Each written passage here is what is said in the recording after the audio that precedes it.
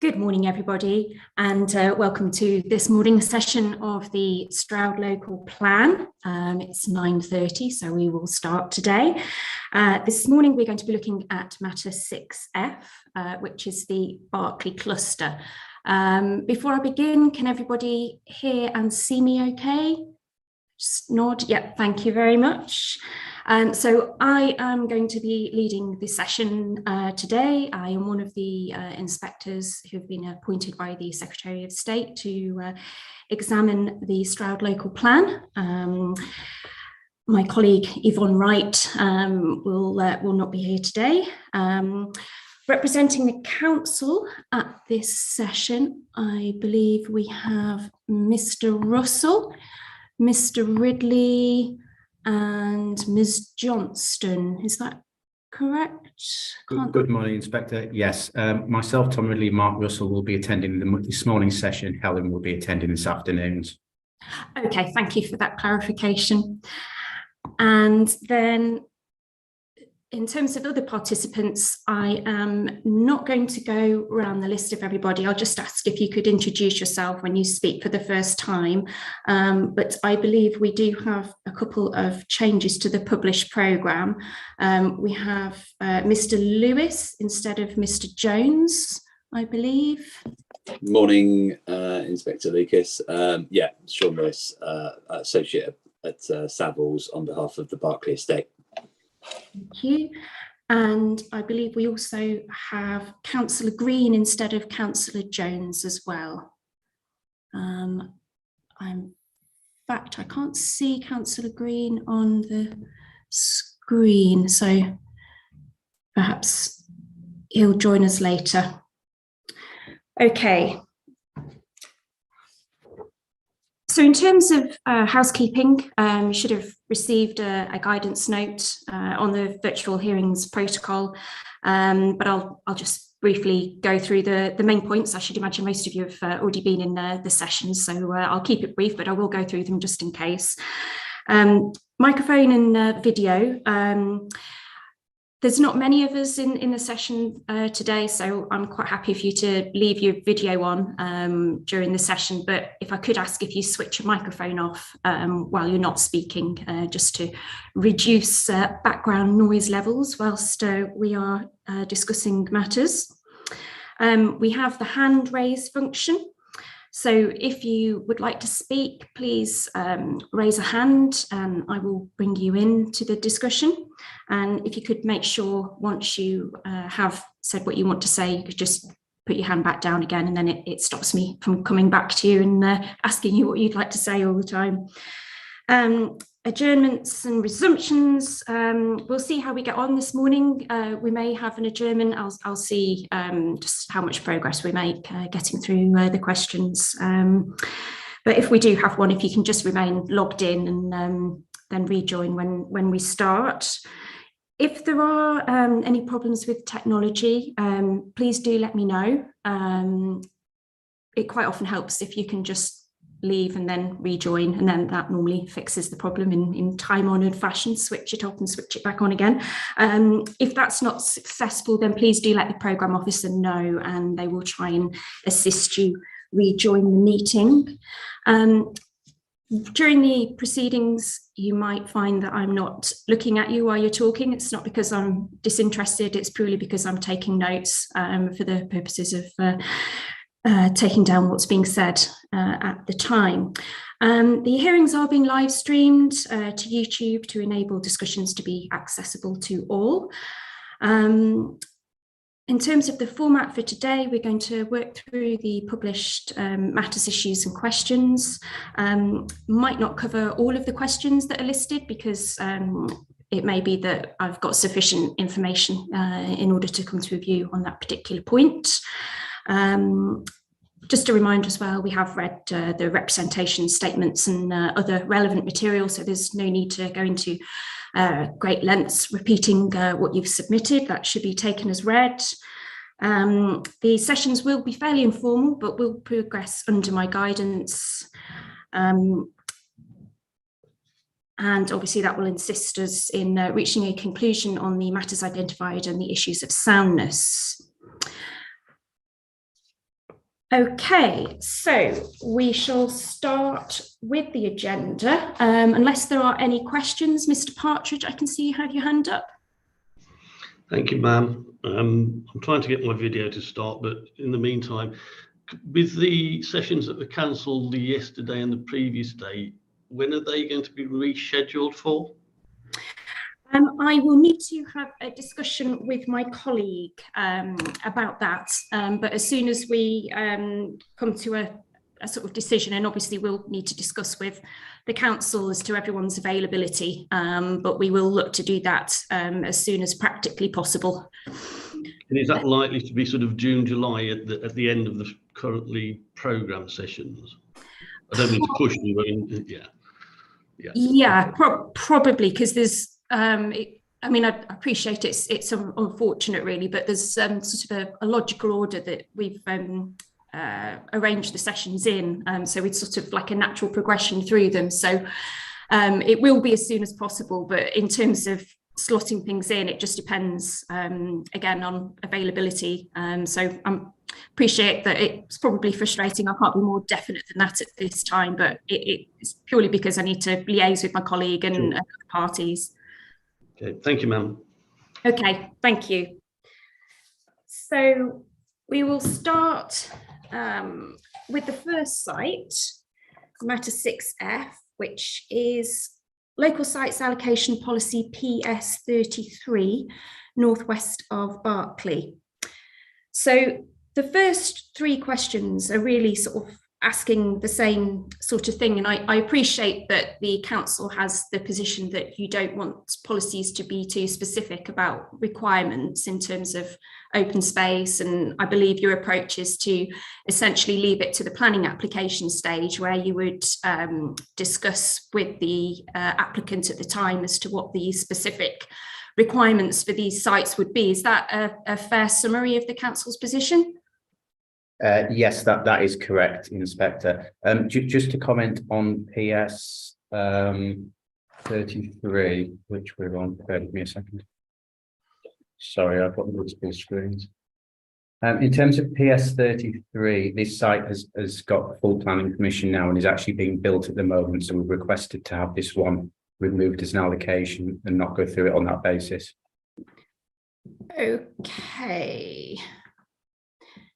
Okay, that's fine. It may still be worth, I'll discuss with my colleague, but sometimes if sites aren't built out and you're left with sort of an area within the allocation that's not being completed, there may sometimes be merit in leaving the policy there, just to cover you in case you need to kind of refer back to it at some point in the future if for whatever reason the application doesn't end up being fully built out. So perhaps something worth having a little think about there. Okay. Yep. Thank you. So if that is the case, we will move on to the next site, unless anyone has got any particular comments. Ms. Yarker, I can see your hand is raised. Oh, you're muted. Need to mute. We still make the same mistake all these years later. Thank you. My name is Charlotte Yarker and I act for One School Global, who are the freeholders of PS 35. I think I'm right in thinking that we've come onto that site. The next one is land at Lynch Road, Berkeley. Okay, I'll stand down. Yeah, I think your particular site is a bit further on, isn't it? Yeah, it's question 44. Okay. Okay, thank you. So we're on to local sites allocation, land at Lynch Road, Berkeley. So this is question 42. So again, so repeating what I just said previously, the first three questions are essentially asking about detail in the policy. So we appreciate the council's position, but if you could just take me through the specific requirements that have been mentioned in the text, and just explain to me why it's necessary for this particular site, just so we can understand that. So the first one looks at open space. Who from the council would like to answer that one? Mr. Ridley? Sorry. Yes, obviously we require open space on this site to be delivered in line with our policies covered elsewhere in the plan. So this is a marker to read the plan as a whole and to go through our other policies as well. So we'd be looking at our open space policies and our delivery policy, DESQ on green infrastructure. And it would be to go through delivery policy ES6, providing biodiversity, ES7 landscape character, and ES8 trees. So it's a marker for the decision maker and the applicant to read the plan as a whole to go through those. Okay, and say for example I'm new to the area, I'm looking to develop this bit of land, and I'm thinking, okay, open space, tell me about it, how much do I need to provide? Whereabouts in the plan would I go to? You would go to our open space policy, which has a table and it sets out for sizes that are required for size of site. So you would go through that and it would be very clear for you. What page is that? Just bear with me.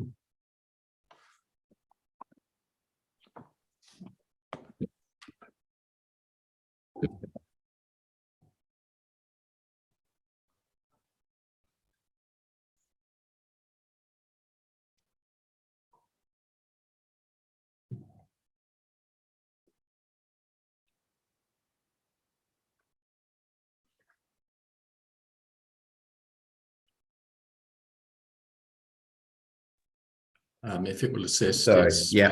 page 246. Thank you. So 246. Okay.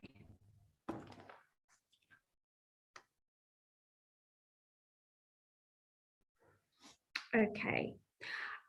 So I think probably what I'm getting at is, I think it may be more effective because, for example, I picked this up just quickly this morning just to double check for myself, and I had to hunt around quite a fair bit. So I think there may be some merit in having a think about making the policy more effective by just putting in some specific references, even if it's just to bookmark this, to save somebody from having to hunt around and paper chase kind of through the plan to find where the different requirements are. Something to have a think about perhaps, and I'll have a chat with my colleague about it as well. So in this particular case, this is just essentially would be a blanket requirement. Is this what you're saying? You just refer to this table and you'd look at, well, okay, talk me through it then. So I'm looking at this site and then I cross-refer to this table. So how do I understand from this table how much open space I'd be required to provide? Well, you would look at the table and you would follow the instructions in the policy, and it gives obviously amounts. To be honest, Inspector, we have been through this in detail, and we sort of were expecting that this approach has been accepted by the inspector. So we haven't been going through this on individual sites because she's agreed to the approach. I think you've explained that doesn't mean it's been accepted. Okay.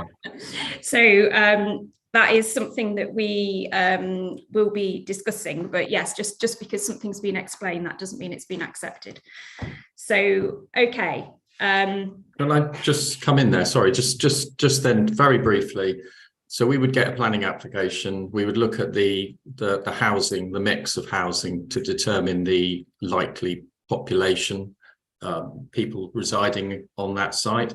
Then we would apply the standards, which are hectareage by 1,000 population. So we'd essentially identify the space requirements based upon the policy. Now, for a smallish site, we'd obviously require the open space on site as part of the development. There may be cases, obviously, with sites where it's not possible to achieve the requirement on site, or in the case of contributions for other facilities which are by necessity off site, things like sports halls and community halls, etc. Then we would require a commuted sum as part of the application.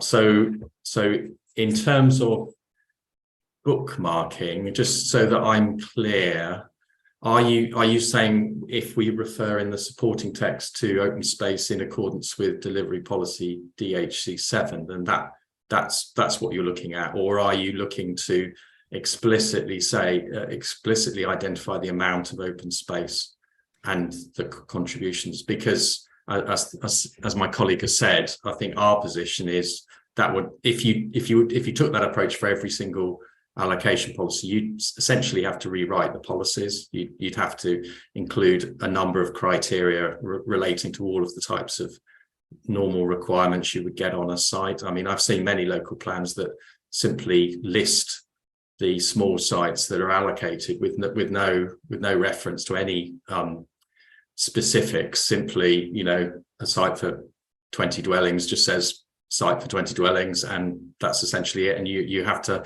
in your words, hunt around to identify other policies in the plan which would be applicable. But our approach is obviously on the strategic sites. They're very important. Most of the provision is on site, and a lot of it includes strategic level infrastructure. So we're quite explicit, you know, and quite detailed about those sites. The smaller sites, you know, are what we call local development sites. We're essentially relying on the development management policies in the plan, which are in the housing, in the employment and the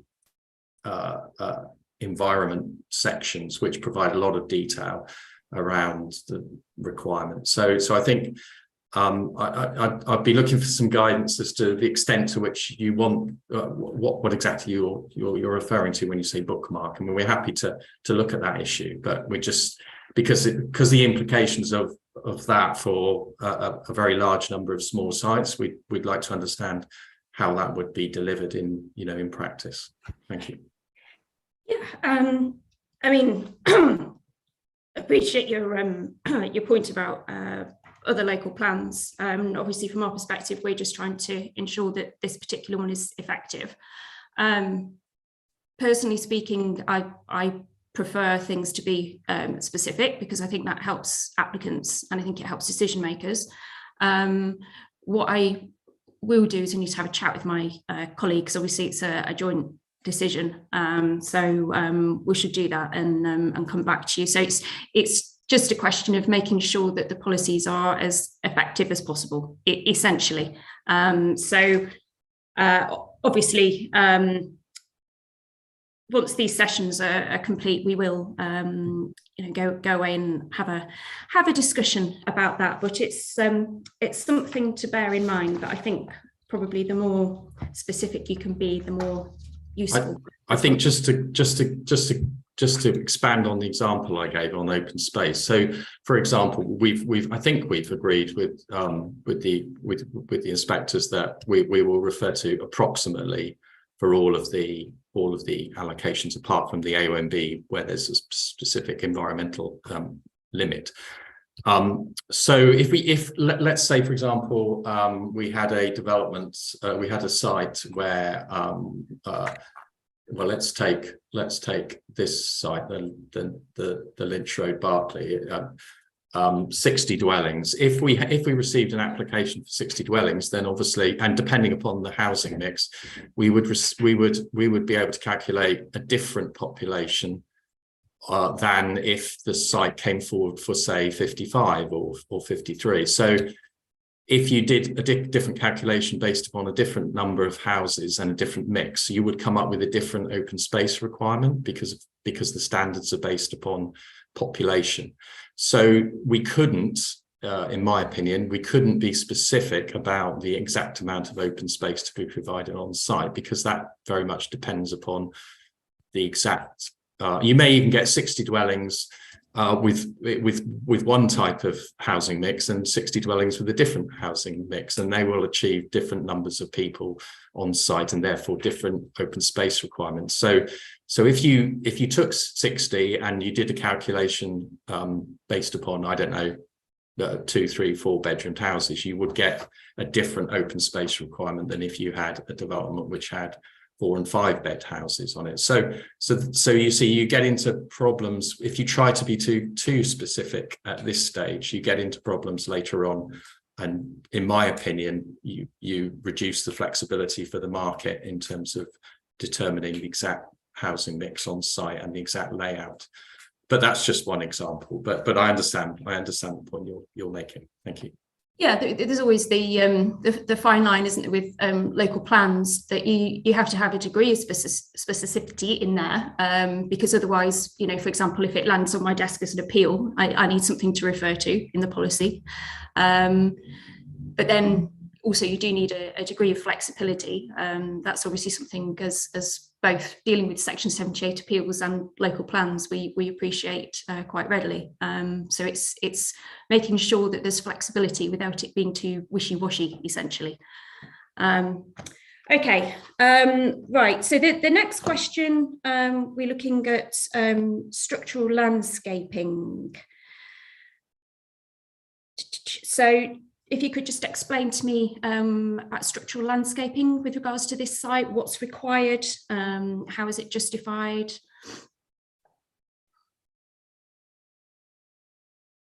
Councillor, yeah, Mr. Ridley. Thank you, Inspector. Yes, the structural landscaping will be required to be in line with our policies elsewhere in the plan, as we've said. The structural landscaping will need to come across the north and eastern boundaries of the site as you're looking at them. Just bear with me.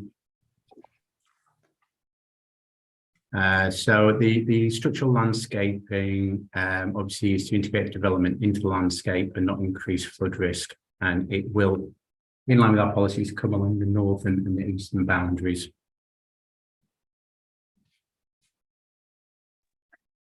Just if you're familiar with the site, Inspector, you'll know that the area to the east is a river, a corridor, flood risk. It's quite open, and it's important in terms of views, in terms of the historic setting of Berkeley and the countryside, to have development in that location where we're proposing properly screened.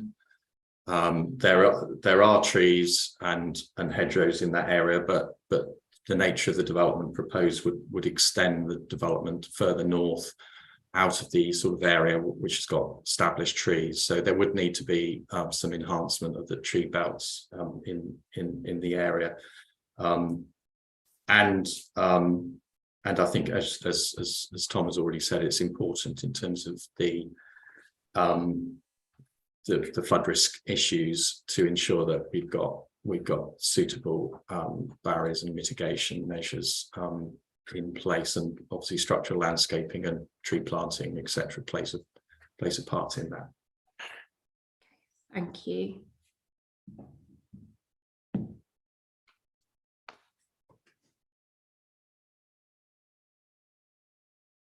So talking about flood risk, the next question actually asks about that, and specifically, you know, given the circumstances of the site, does there need to be specific reference to flood risk requirements included in the policy?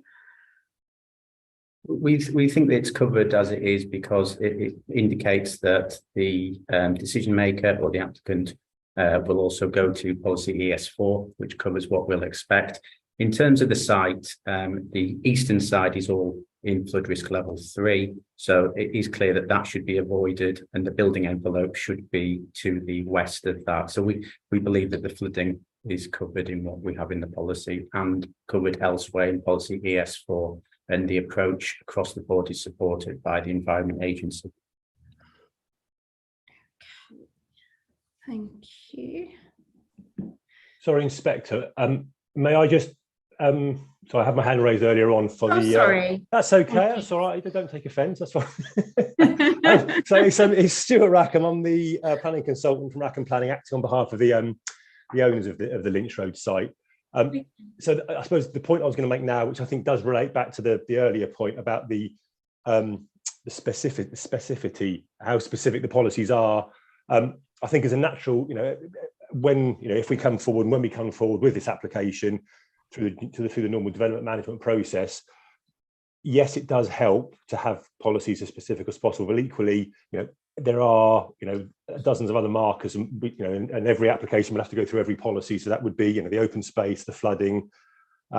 So yes, the specifics, having it more specific is helpful, but that wouldn't stop us in any event looking at all those other specific policies in the plan. So I suppose I'm sort of saying that I can understand and appreciate the council's position about retaining the policy as is, because we would automatically look at open space requirements in the table, and how we address the flooding issues associated with and highways transport issues, amenity open space, and all those specific sort of development management issues that we would have to cover in the application. Okay, thank you.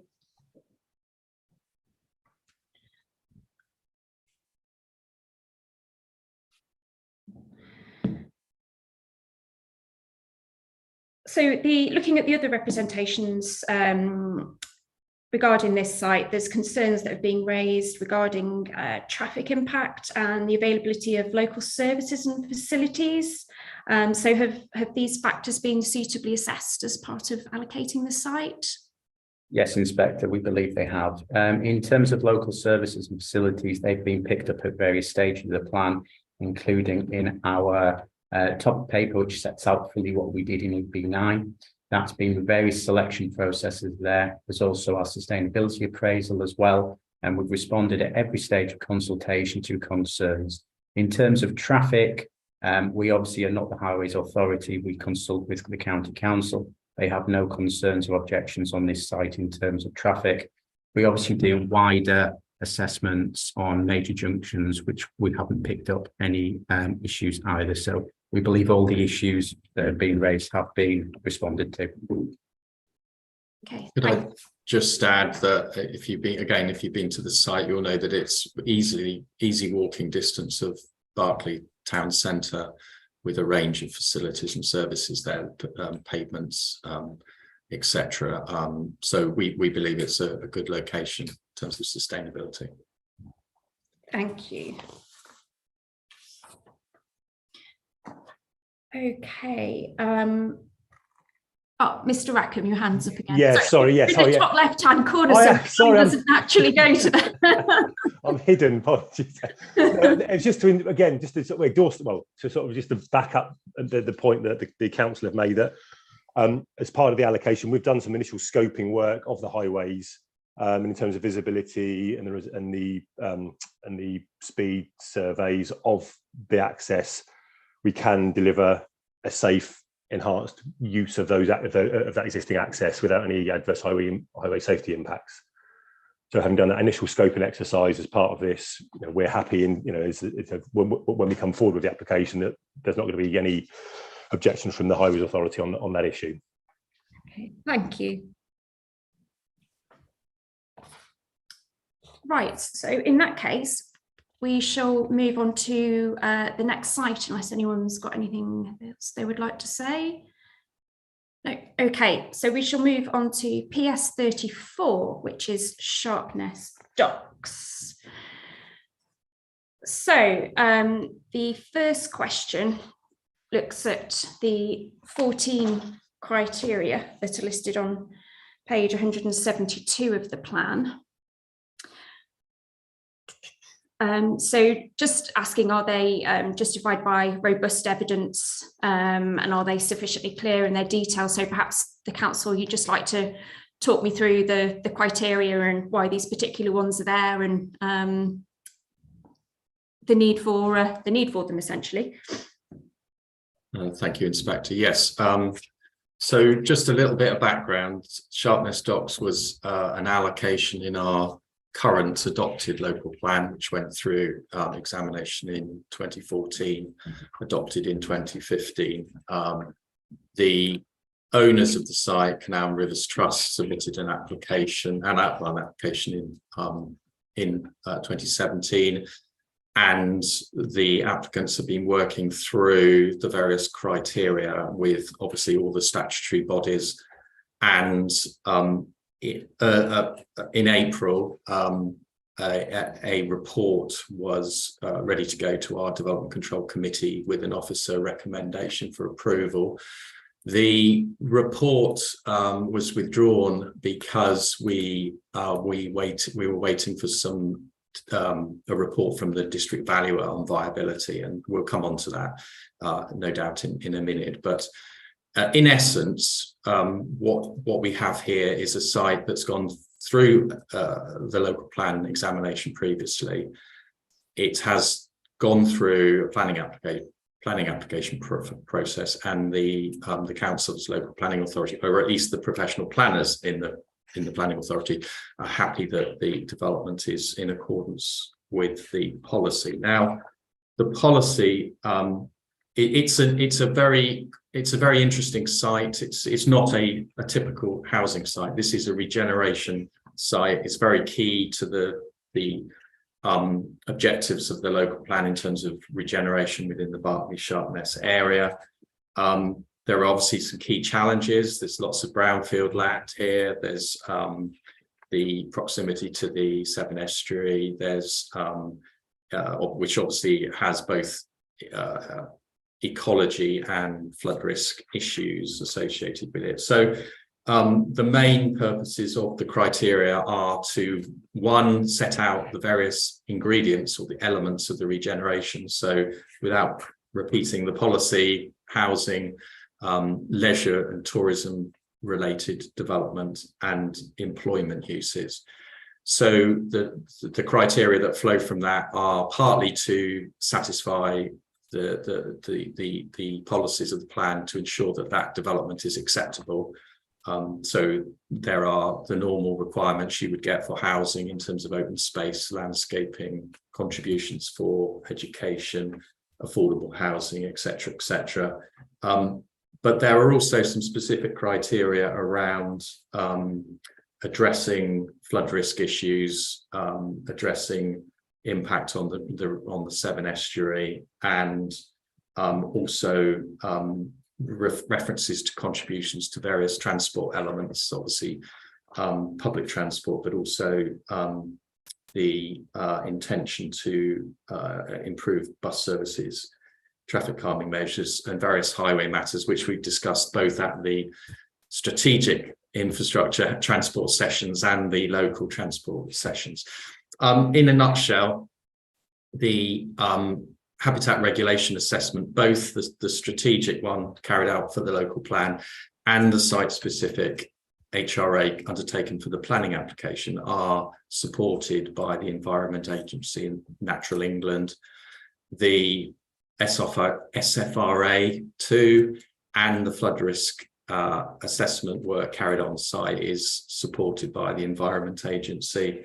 The National Highways, the County Council as transport authorities are not objecting to the application and are not objecting to the policy in the plan. And the planning application, which obviously isn't in front of you for determination, but it does include a range of contributions towards improving public transport, as I've said, highway improvements, travel plan, etc., to deal with all of those matters. Now, I suppose there is a specific question on the HSE and the ammonium nitrate issue. So I obviously will come on to that, but essentially the HSE supports the application. There's been a lot of work done by the applicants to ensure that the development, the layout, can satisfy the requirements of the consultation zones, which again is a requirement set out in the policy. So broadly, it's quite deep. It's a relatively detailed number of criteria because it is quite a complex site. But we feel that the criteria are necessary, that they are clear and in terms of the planning application, achievable in terms of this development. Thank you. Thank you. Looking specifically at the HRA, there's reference in there to an update to a mitigation strategy, the recreation impacts. So I just wanted to know what the timescales were on this. Has it been completed and published? Is it available? Yes. So again, this was a matter we touched on in a previous session. So there is a recreation-based mitigation strategy for the Severn Estuary, which is currently in place, a current mitigation strategy. And as part of the preparation of the local plan and obviously new growth proposed for the next 20 years, that report or that strategy is being developed in consultation with neighbouring authorities. So yeah, the survey work has been completed. The discussions about governance, what the strategy will contain, etc., is well underway. There are a series of workshops are planned to work through the strategy, but we expect the strategy to be in place by next year, by 2024. I just to sort of address a point, I think it's been raised by the let me just check, by Wildfowl and Wetlands Trust. So I mean, we're happy to put some wording into the plan around the status of those mitigation strategies. So we've had a think about this, and I think the most appropriate place would be paragraph 6.54, which is the supporting paragraph to policy ES6, which is our ecological policy, which refers to all of the mitigation strategies. And what we would propose would be to set out that the new Rodborough Common and Beechwood mitigation strategies were adopted in 2022. And the Severn Estuary mitigation strategy will be approved by 2024, or words to that effect. So we feel that will answer that query and put into the plan a timescale for the completion of that strategy. However, the policy PS34 is very clear. The last paragraph. Planning applications for Sharpness Docks must ensure no adverse effect will occur on the integrity of the Severn Estuary, Sack Spa, Ramsell site. Otherwise, planning permission will not be granted. So, in terms of the specifics of impacts, it's that requirement is already in the policy.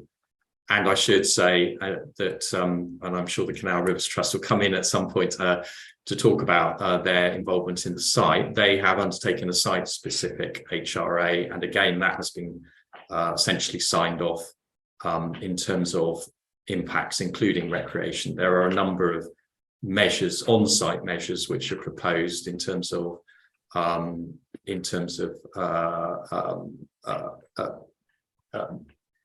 struggling for the words, diverting various public routes, including green infrastructure and SANG to ensure that there's no impacts on the Severn Estuary. But yeah, hopefully that's helpful. Thank you.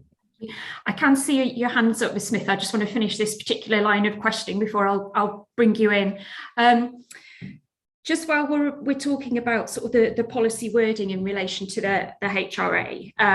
So again, I noticed that there was some recommendations with regards to specific references to be included in the policy. Contributions towards an updated Severn Estuary strategic mitigation scheme. Development should be set back 400 metres from the SBA SAC boundary, and then there should be a 35-hectare nature reserve with no public access. And also that there should be construction should be carefully planned to avoid disturbance. So obviously, that's a specific HRA recommendation for it to be included in the policy wording to ensure that the plan is compliant, but I can't see that in the policy. Sorry, Inspector, could you point me to where that requirement is set out in the HRA? I haven't got the HRA to hand at the moment. I will go through the HRA and find it myself.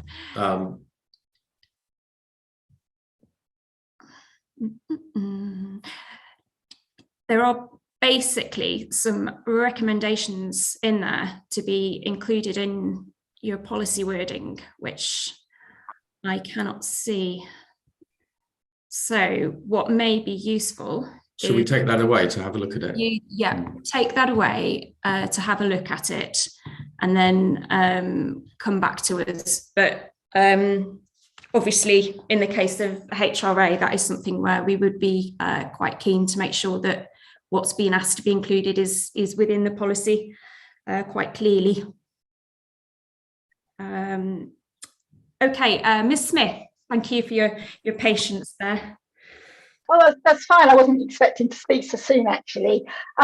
Yeah, I'll just pick up with what Mr. Russell's been saying about the mitigation policies. Okay, what Natural England have actually done is they've said, can you hear me okay? Just want yes, to check. fine. Yeah, okay. No, Natural England, what they actually said is no objection subject to appropriate mitigation. We consider that without appropriate mitigation, the application would have an adverse effect on the integrity of the Severn Estuary, Ramsar, Spack and Sack area. Also damage or destroy the interest feature which Severn Estuary site of special scientific interest is being notified. So basically they haven't approved it. They've batted the ball back into Stroud District's court saying you must have a proper mitigation strategy in place. Now, if you actually look on the Stroud District's planning portal at this planning application that's going through, their own biodiversity officer has said that with the 300 houses and those additional residents so very close basically to the estuary and to the paths, are saying that yes, there would be an adverse effect, would be very likely. And their main mitigation for recreation is that they've kind of got somebody to do a desktop exercise with all the survey maps and rights of way and develop alternative walks inland.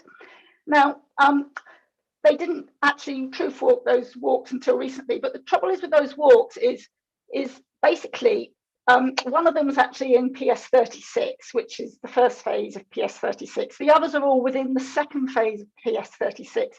So they're actually within other site allocations for development. So that's one of the main issues with them. So the alternative walks that they're trying to get people to do, it's bizarre because they're saying, let's build a resort here and put 300 houses in this lovely spot right by the Severn views. Oh, but we mustn't have people coming to visit it.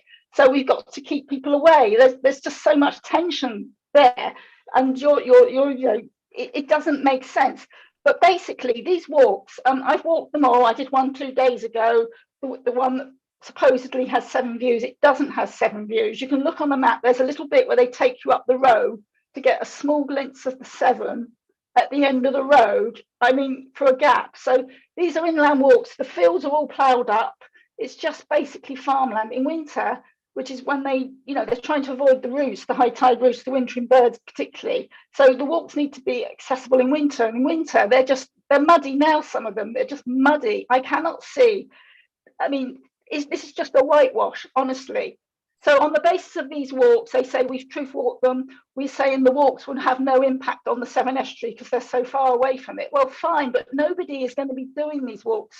So imagine you've got, you're in one of these residents, you're so close to the estuary, or you're in Berkeley or Sharpness, you have people over Boxing Day dinner. Where are you going to take them? A very muddy walk with these wellies across a farm field where you might meet animals, etc.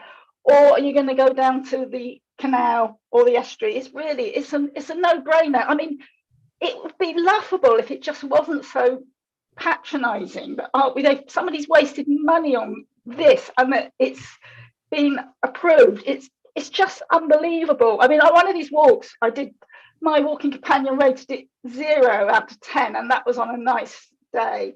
So I'm going to move on because I don't know if you watched the session the other day. I spoke for quite a while, and Stroud have not even really looked at the Southwest Marine Plan.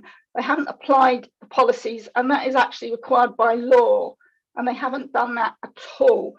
So But what that does, it has a policy for marine protected areas, and actually it excludes compensation from the mitigation hierarchy. So compensation is not an option, and the focus is completely on avoidance and basically choose other locations. There's no reason to be building houses, even a hotel or tourist resort here. Okay, keep developing the docks related industries. I think there's something expression called to be careful of in planning about sanitisation of the coast, where you don't push out natural marine industries by sanitising it, basically with tourism and residential, upmarket residential areas. So basically, the DEFRA advice on the law, which was given in July 2021, I mean, you may have got this in your inbox somewhere, and you may even have a more up-to-date advice, I don't know. But basically, it's saying that when you come to imperative reasons of overriding public interest, that for a SAC or a SPA, where it hosts a priority habitat, and this site it has salt marsh and mud flats around the whole of the, two sides of the site, both sides of the island part where they want to build the tourist resort and the residential bit, where the site in question hosts a priority habitat. The imperative reasons of overriding public interest may not be reasons of social or economic value. So you cannot use that to justify this. They may be reasons relating to human health, public safety, or beneficiary to the environment. So I think that's pretty clear. So they haven't got any mitigation in place. It's really not possible to get that mitigation in place, and to go to compensatory measures, which would, to say, oh, we're going to give money to the Forest of Dean, they're going to have an area over there. That's actually not allowed in law. So I hope that's clear. I just want to go on to the other thing. One of the other Excuse me, I'm sorry to interrupt here, but I just wanted to draw the inspector's attention that we had Smith talking for about an hour on HRA and flood risk matters under matter 6A. Now, we haven't got our flood risk or HRA experts here to rebut any particular points raised. The inspector at that session said that Ms. Smith should submit the information and give the council an opportunity to respond. So we haven't responded yet to that, but I do believe that whilst it's important everybody has an opportunity to have their say, I think Ms. Smith has had more than adequate opportunity to give her views. And I would just ask the inspector to consider that, as I said, in matter 6A, we had Hang on a minute. Right, excuse me. I don't want a tit for tat, please. I'm going to just, chair this session. Appreciate the point that you've made, Mr. Russell. Thank you. So, obviously, we're waiting for Ms. Smith to submit. I've done it. Yeah. Sorry, Inspector. It was some maps that I had. I'm not talking about those right now. I'm talking about PS34, and this is the PS34 session.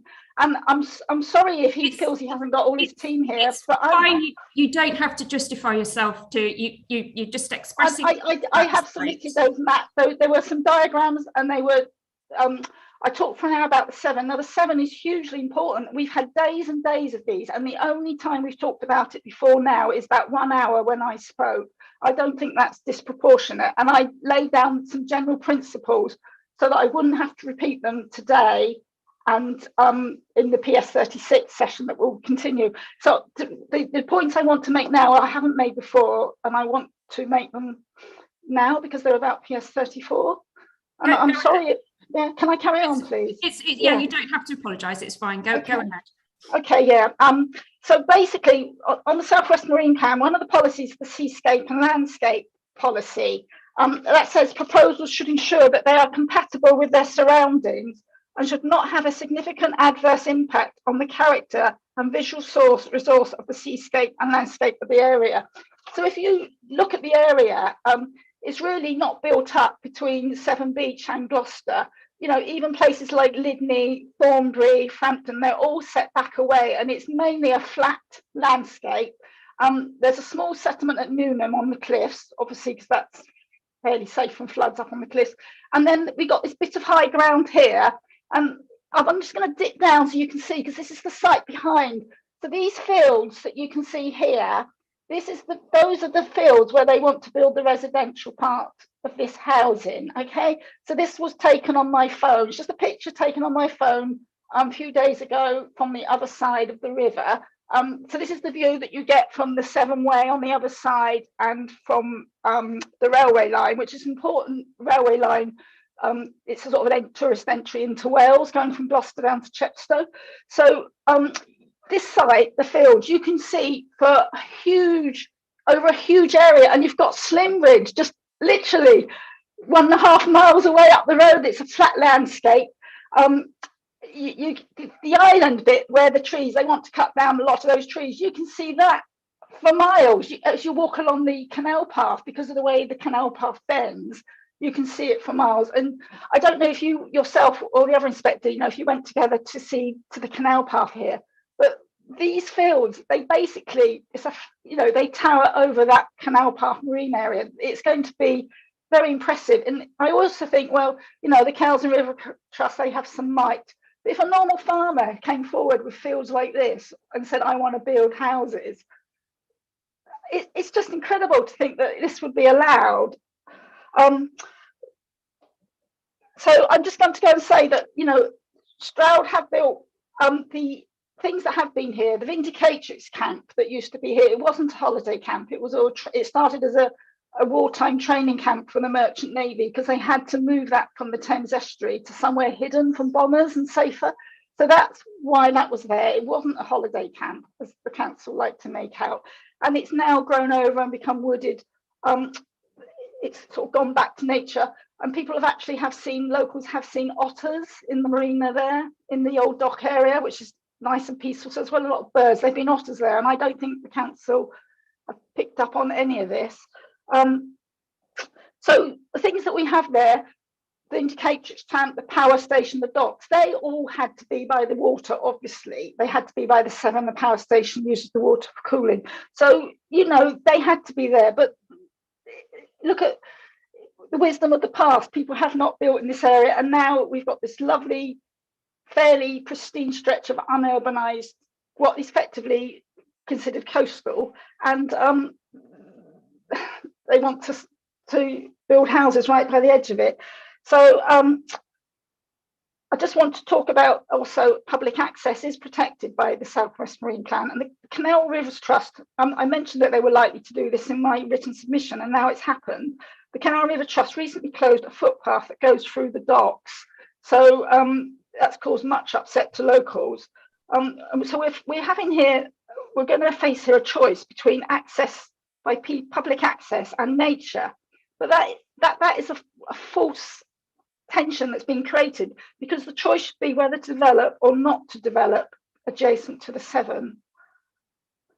So the council is creating an unnecessary tension between nature and public access. Just want to see if I have few more points.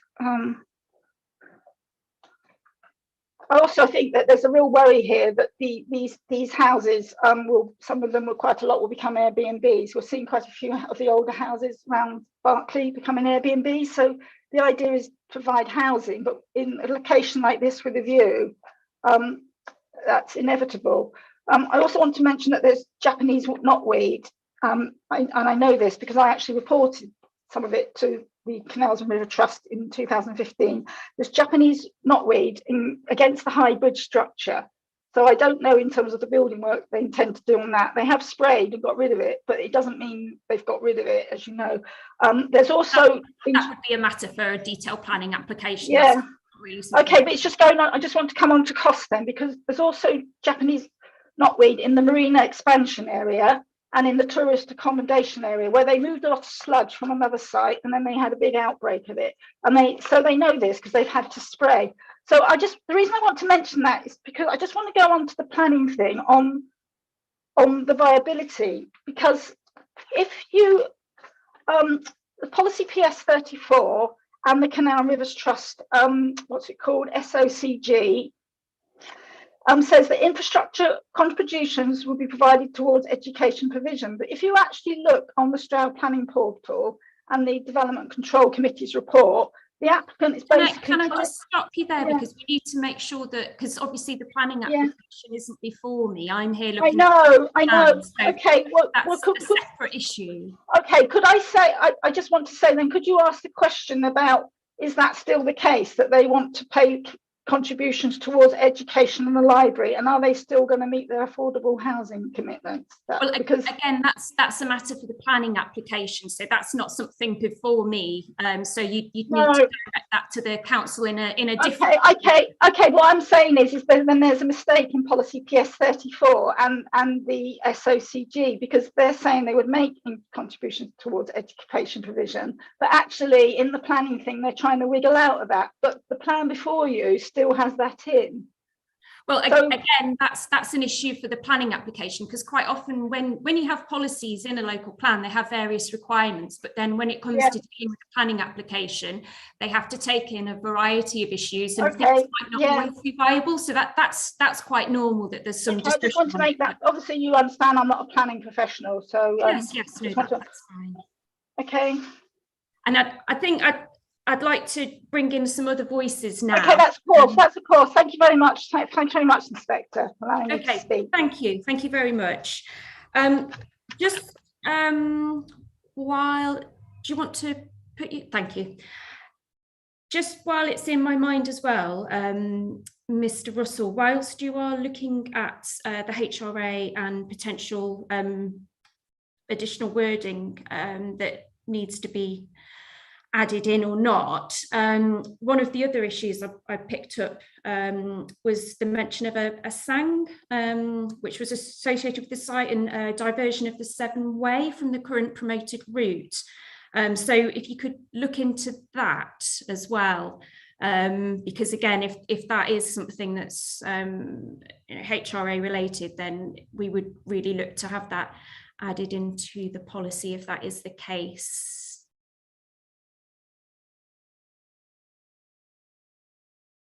I don't know if you want to confirm that you'll take that away. Yes, of course. So I've got some notes on that. So essentially, we need to reflect any recommendations from the HRA, specific recommendations into the policy. Exactly. So yeah, that's just making sure that the plan is HRA compliant. So yeah, okay. Thank you very much. Okay, so. Question C asks, where will local residents access everyday local services and facilities such as schools, shops and healthcare? And what are the walking distances to such facilities from within the site? Sorry, excuse me, I've got my hand up on that. I do apologise. I'm probably off your screen for the moment, am I? Yeah, Mr. Smith, please.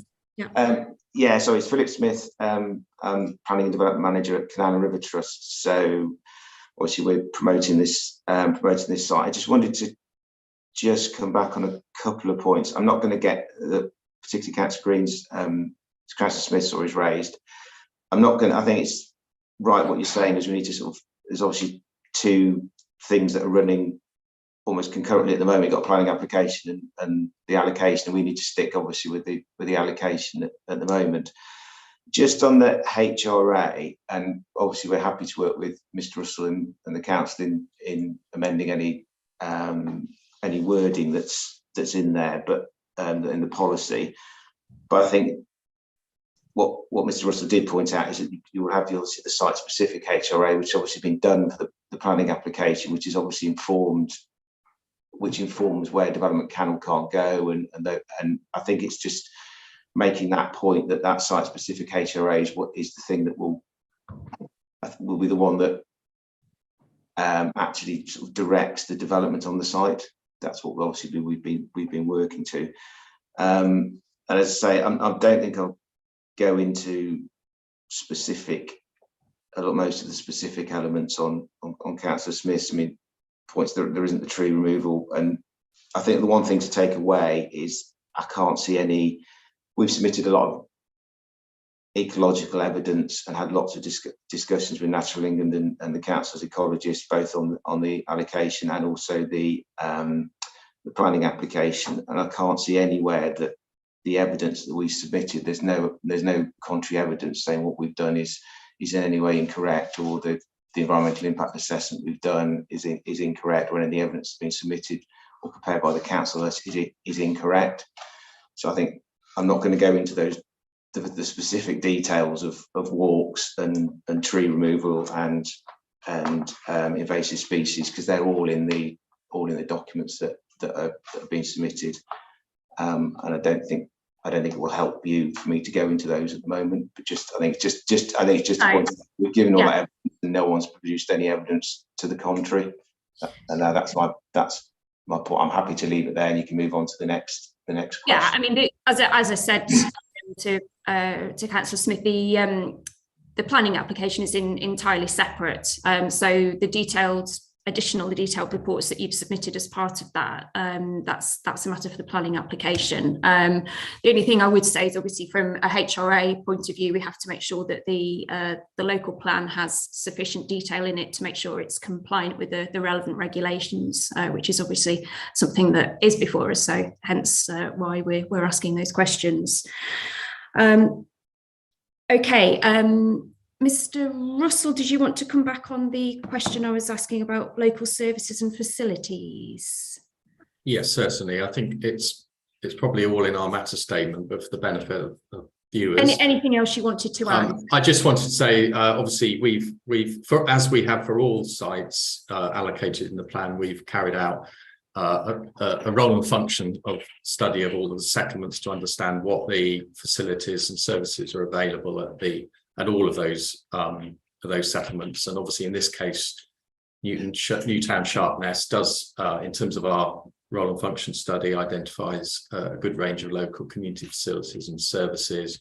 There's obviously access additionally to Town of Berkeley and the range of facilities at that level, tier 2 settlement close by. I think what we mustn't lose sight of, despite the fact this is, we're talking about this as so far we've talked about the sort of housing elements, that this is a regeneration site. There are expectations in the policy and realised through the planning application for facilities to be provided on site. So we do have the ancillary retail, food and drink at the proposed marinas, the additional open space and leisure facilities on the site. Obviously, the intention is that it would be, very much a tourist attraction, but also provide facilities for local people in the area. As part of the planning application, that there has been a transport assessment. The county council hasn't objected to the planning application on the basis of access to facilities. Obviously, the proposals, when they come forward in more detail, will include walking and cycling routes to local facilities. So we're content that the site is and can be made accessible to all the local facilities that would be required. The policy, finally, to say the policy does require contributions towards public transport and in terms of improving bus frequencies, etc. And again, as part of the planning application, the development will include contributions towards bus services in the area. Thank you. Thank you. And just while you are there speaking, I just wanted to, my intention is to skip part D because we've had a thorough discussion of junction 14 and the M5, so I don't need to go into that. I feel I have the information necessary.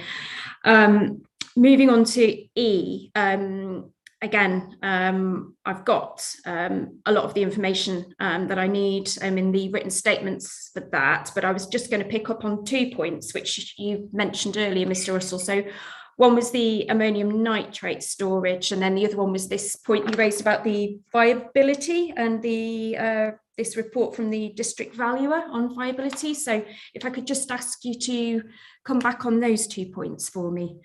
Certainly. Would you like me to do? There are a few hands up. I'm assuming they're about previous matters we just discussed. Would you like me to carry on, or would you like to hear those first? I would like to hear yours first, and then I'll go to the other people with their hands up as a kind of, final roundup on whatever you would like to say. Okay. Certainly. Okay.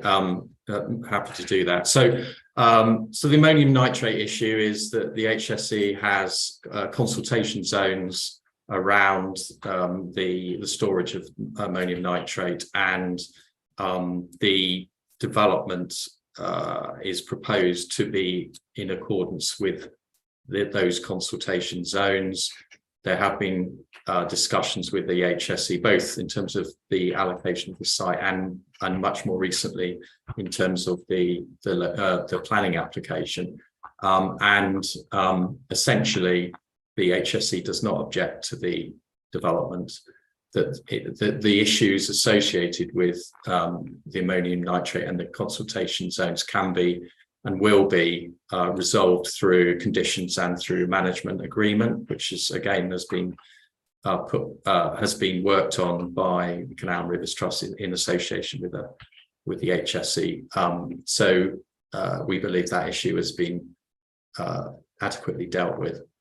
In terms of viability, so just to obviously the site is challenging. It's a brownfield site. The whole point of this part of the plan is very much to regenerate this part of the district for all the reasons given under matter 2. What I'd like to point out a few things, and certainly I think the Canal and Rivers Trust should have the opportunity to sort of come in on, because they've obviously done the detailed viability work as part of the planning application. But the current situation, as I said at the beginning, is that the application was withdrawn from the committee for further discussions around viability. The report states that the viability of the scheme is likely to limit the level of contributions that are possible. So there is an implication potentially for the level of affordable housing and the amount of education and library contributions. But to be fair, once we've fully considered the district values report, we need to look at all of the relevant contributions in the round to determine how we move forward. But the points I want to raise really are, firstly, that the Canal and Rivers Trust is not a normal developer applicant. This land is owned by the Canal and Rivers Trust, and there is a long-term vision for regeneration. So we're not talking about a developer who identifies some viability challenges and essentially doesn't develop the site. The Canal and Rivers Trust are fully committed to developing this site. This is part of their long-term programme. They have a significant track record of, as I'm sure you know, inspect around the country in terms of regenerating areas and restoring canals. Obviously, all the great work that was done in Birmingham is a great example of that. So Canal and Rivers Trust are not going away from this. They have a track record of delivery. Now, what the viability work hasn't incorporated today is the potential for the Canal and Rivers Trust to leverage in public funding, because essentially they need the outline planning application to be then in a position to be able to apply for public funding. And again, the Canal and River Trust have got a great track record of actually delivering schemes with public money as well as commercial money. I think the final point is to make, again, because we're talking about a mixed use allocation, the housing element. So if the inspector or the examination is concerned about the delivery of the housing, the housing element is not a viability issue. It's essentially a greenfield site, and the housing is there primarily to support the funding of the other elements of the regeneration. So, the housing will come forward. There is no doubt about that, because that's very much on which the basis upon which the regeneration work can be delivered. Now, the other aspects of the scheme, which are in the outline planning application, are hugely ambitious, but they don't necessarily all have to be carried out all at the same time. Developing the marina, for example, and the infrastructure associated with that, and elements of the wider regeneration package, they can be phased. They don't all have to be delivered on day one. And so when you're considering viability of the site, you need to consider it within that context. We're not talking, as I said, about housing site where a developer may or may not find it viable. We're talking about a complex regeneration site where we have a landowner that is who has a track record of delivering brownfield sites, and we've got housing which is essentially viable, but will front load the development of the other regeneration aspects. If it's okay, can I, through you, Inspector, bring in the Canal and Rivers Trust just to add any further comments on the viability? Can I just ask you a question, Mr. Russell? Certainly. In terms of, so essentially the housing is a sort of a greenfield site and is essentially an enabling development for the more complex regeneration areas of the site. Is there a need in the policy to perhaps link the two to make sure that a developer doesn't come in perhaps and cherry pick the easier part, developing the housing, and then perhaps leads the more complex regeneration area? Well, obviously the landowner is the Canal and Rivers Trust, and they have their long-term aspirations which are set out in their regeneration strategy. So I think it would be, given their overall objectives around canal restoration, then their purpose is not to build houses. Then I'd be surprised if that did occur. I mean, as I said, the outline planning applications very much deals with the whole site comprehensively. But obviously planning policies look at sort of the land rather than the owner, so there's always I mean from sell on, from the council perspective, we don't have an issue with including a line which states that the development should take place comprehensively. Housing is identified as enabling development to achieve the overall vision. We can obviously take that away and look at it. But very much the development is not intended to be a housing only site, and there are clearly lots of criteria in the policy around the other site specific requirements set out in the plan. So I'm happy to obviously respond to any further points that others may raise, but I think we don't have a problem with that linkage because that's essentially that's sort of embedded as part of the overall strategy for the area. Yeah, I think that would be useful just to future-proof the site, just in case ownership changes, as is sometimes the case. Okay, so I've got a number of hands up. Now, I could bring in Canal and River Trust now off the back of Mr. Russell, or would you prefer to wait and let me go through the other participants who've got their hands up and come in at the end and respond to any points raised? Yes, I'm seeing nodding heads. Okay, thank you. Right, so I'm just going to, I can't see which order hands were raised in, so I'm just going to work across the top of my screen. So Councillor Smith, if you'd like to come in, please.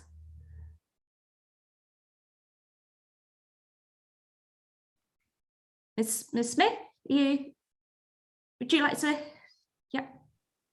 I think I just left my hand up actually by mistake. Okay, that's fine, no problem. Legacy hand. Okay, thank you. Yeah, I'll take it off. Thank you. Put your hand back down then. Thank you very much. Mr. Knight. Thank you, Inspector. Good morning. Just a couple of quick points from us. We haven't had a lot to say about PS34 and the other smaller sites around Berkeley. Because we understand we have to take our fair share of the housing requirement through proportional development. But I think all these sites have to be considered in the light of the PS36 site and the inherent problems relating to those proposals, some of which have been discussed elsewhere and some are yet to be discussed. For example, including the public transport highways issues, which I don't think we're going to talk about today, and the moving feast of the rail link, concerns about education provision, especially secondary schools, which, as you probably know, are already full in the area. the inconsistent data throughout about PS36 and concerns about sustainability appraisal and how that was put together. The consistent exaggeration of the facilities at Berkeley. There is no large supermarket, there is no bank, there isn't a leisure centre. Obviously, the effect on the Severn Vale, as so eloquently described by Heather Smith last week and today. And the regular suggestion that this is a terribly deprived area which requires massive regeneration, as if it was something like the Badlands of the Midwest. It's if you look at all the statistics, it fares no worse, and in cases better than many areas in the district. Finally, on PS34 itself, it's as you said, it was in the last local plan in 2014, I think. It still hasn't come forward. Local opinion has it that there are major access issues, which is one of the reasons for the long delay in it coming forward. And also, it's been the track record of the Canal and Rivers Trust has been talked about, which I'm sure is true, but almost certainly in terms of development in major cities such as Birmingham and Manchester, rather than a rural site on the edge of a major river estuary. So that's all I've got to say. Thank you. Thank you. Councillor Green. Thank you, ma'am. And I would just like to echo all of the points that Tim Knight of Basrag has just made, because he's made some very pertinent points there. I actually have quite a fear over the viability of this site. And my fear is that, as mentioned before, that the sites will go ahead with these houses, and I think it's already been alluded to that the amount of social housing numbers will probably become non-existent, and also the points around the contributions to local amenities. I'd also like to note that when the inspector asked Mr. Russell about the walking distances of these amenities, Mr. Russell didn't actually properly answer your questions. And I think it's really important to know that probably the only two amenities within walking distance of PS34 would be a very small local village shop and nearly full primary school. Those are the only two amenities that would be within, and it's a bit of a walk. It's not just around the corner. It would require a little bit of a walk, and obviously within the Berkeley Vale area, the lack of public transport at this moment in time does not give me the confidence to say that being able to go to Berkeley, and as Tim Knight has just said, you know, there are no banks, there is no leisure centre, and the other things that he said. You know, we don't have a big supermarket. We don't even have a secondary school that is within 5 miles, well, 4 miles, I would say. So I do have serious doubts over this, and I think that we could fall into that trap, as you alluded to, Inspector, of people cherry picking the profitable bits for them and then leaving out the rest that should be coming with it. I think the public don't also have an awful lot of confidence in the fact that any further infrastructure will come. We've always been quite forgotten about them with other developments that have gone ahead within the area. We've been promised things that have never materialized. So I think those are my main concerns with this, as well as a couple of others that I will probably raise later on. So thank you. Thank you. Well, if you want to raise them now, because I'm sort of just going through. So if you'd like to raise them now, if they're relevant to this site, then please go ahead.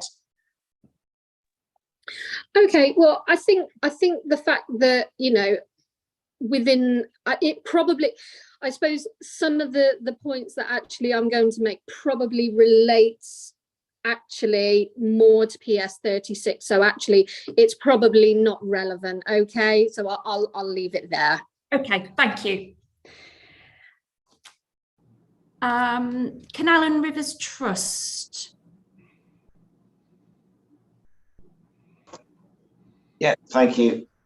I just a few points. I take on board the concerns over cherry picking, and that's, I suppose, to explain, that's why we submitted the planning application to incorporate everything, to almost sort of try to, you know, max out, if you like, the allocation, rather than just going with the housing, rather than getting a house developer on board straight away. We're trying to progress it to make sure we can deliver the whole of the allocation.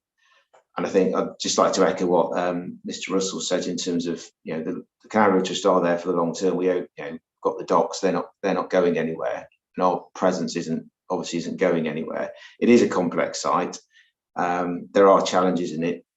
For instance, it's not just delivering housing. It is a mixed use scheme. It's got, you know, 15 hectares of or so of open space, public access, ecological space on the island site, which, you know, a housing scheme just wouldn't have.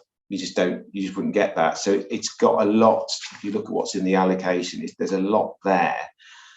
And the point of going for the outline planning application, then, as we've done on other schemes, we will then look at how we deliver that, what development partners we get on board. We've got various options for that, whether it's joint ventures or, you know, or going to the market, how we try and lever in funds to deliver the public elements of it, which again, we've been successful in, you know, in canal restorations, not just urban areas, but canal restorations, other infrastructure projects that we've levered in. So and the planning application is a snapshot in time, and that will be dealt with, you know, in terms of viability at that particular time. But once you get that with the allocation, and once you've got an outline application, there's a lot of work that will then go on to sort of, which will then bring things forward. And I mean, yeah, if there needs to be a tweak to the wording in terms of more of a, you know, linking elements together, whether it's through master planning, whatever it might be, we need to make sure that elements can come forward when the market allows. So there needs to be that flexibility, but I appreciate there also needs to be that some might want that extra level of control to make sure elements don't come forward and then nothing else ever happens to have that sort of link. And I'm sure the policy can be tweaked in that. And in terms of just on one of the other points, in terms of access to facilities, I mean all that evidence is obviously in with the local plan, and the distances are the distances and what they are. I think it's also important not to forget that the allocation includes services and facilities itself. So it's got recreation, sort of leisure, it's got employment, it's got, you know, potential for retail, food and drink, those types of uses that hopefully will then come forward are part of the allocation. So it's seeing it more than it's not just a housing site. It is a lot more, and it does have, there are other important elements to bring forward within it, which will needs to be considered in terms of the balance of that level of accessibility. I think that's all I've got to sort of add. I don't think there's anything else specific to come back on. Thank you. So in terms of the present moment, have you had discussions with developers? Have you got any interested that you've identified? At the moment, the approach has been, 2017 when we submitted the application, was to get an outline application, and then that would allow, at that point that allows us to start those discussions and look at funding, start discussions with developers, and work out then look at how we are going to do it. Whether is it joint venture? Is it this? How is that going to come forward? What are the timings? How are we going to deliver?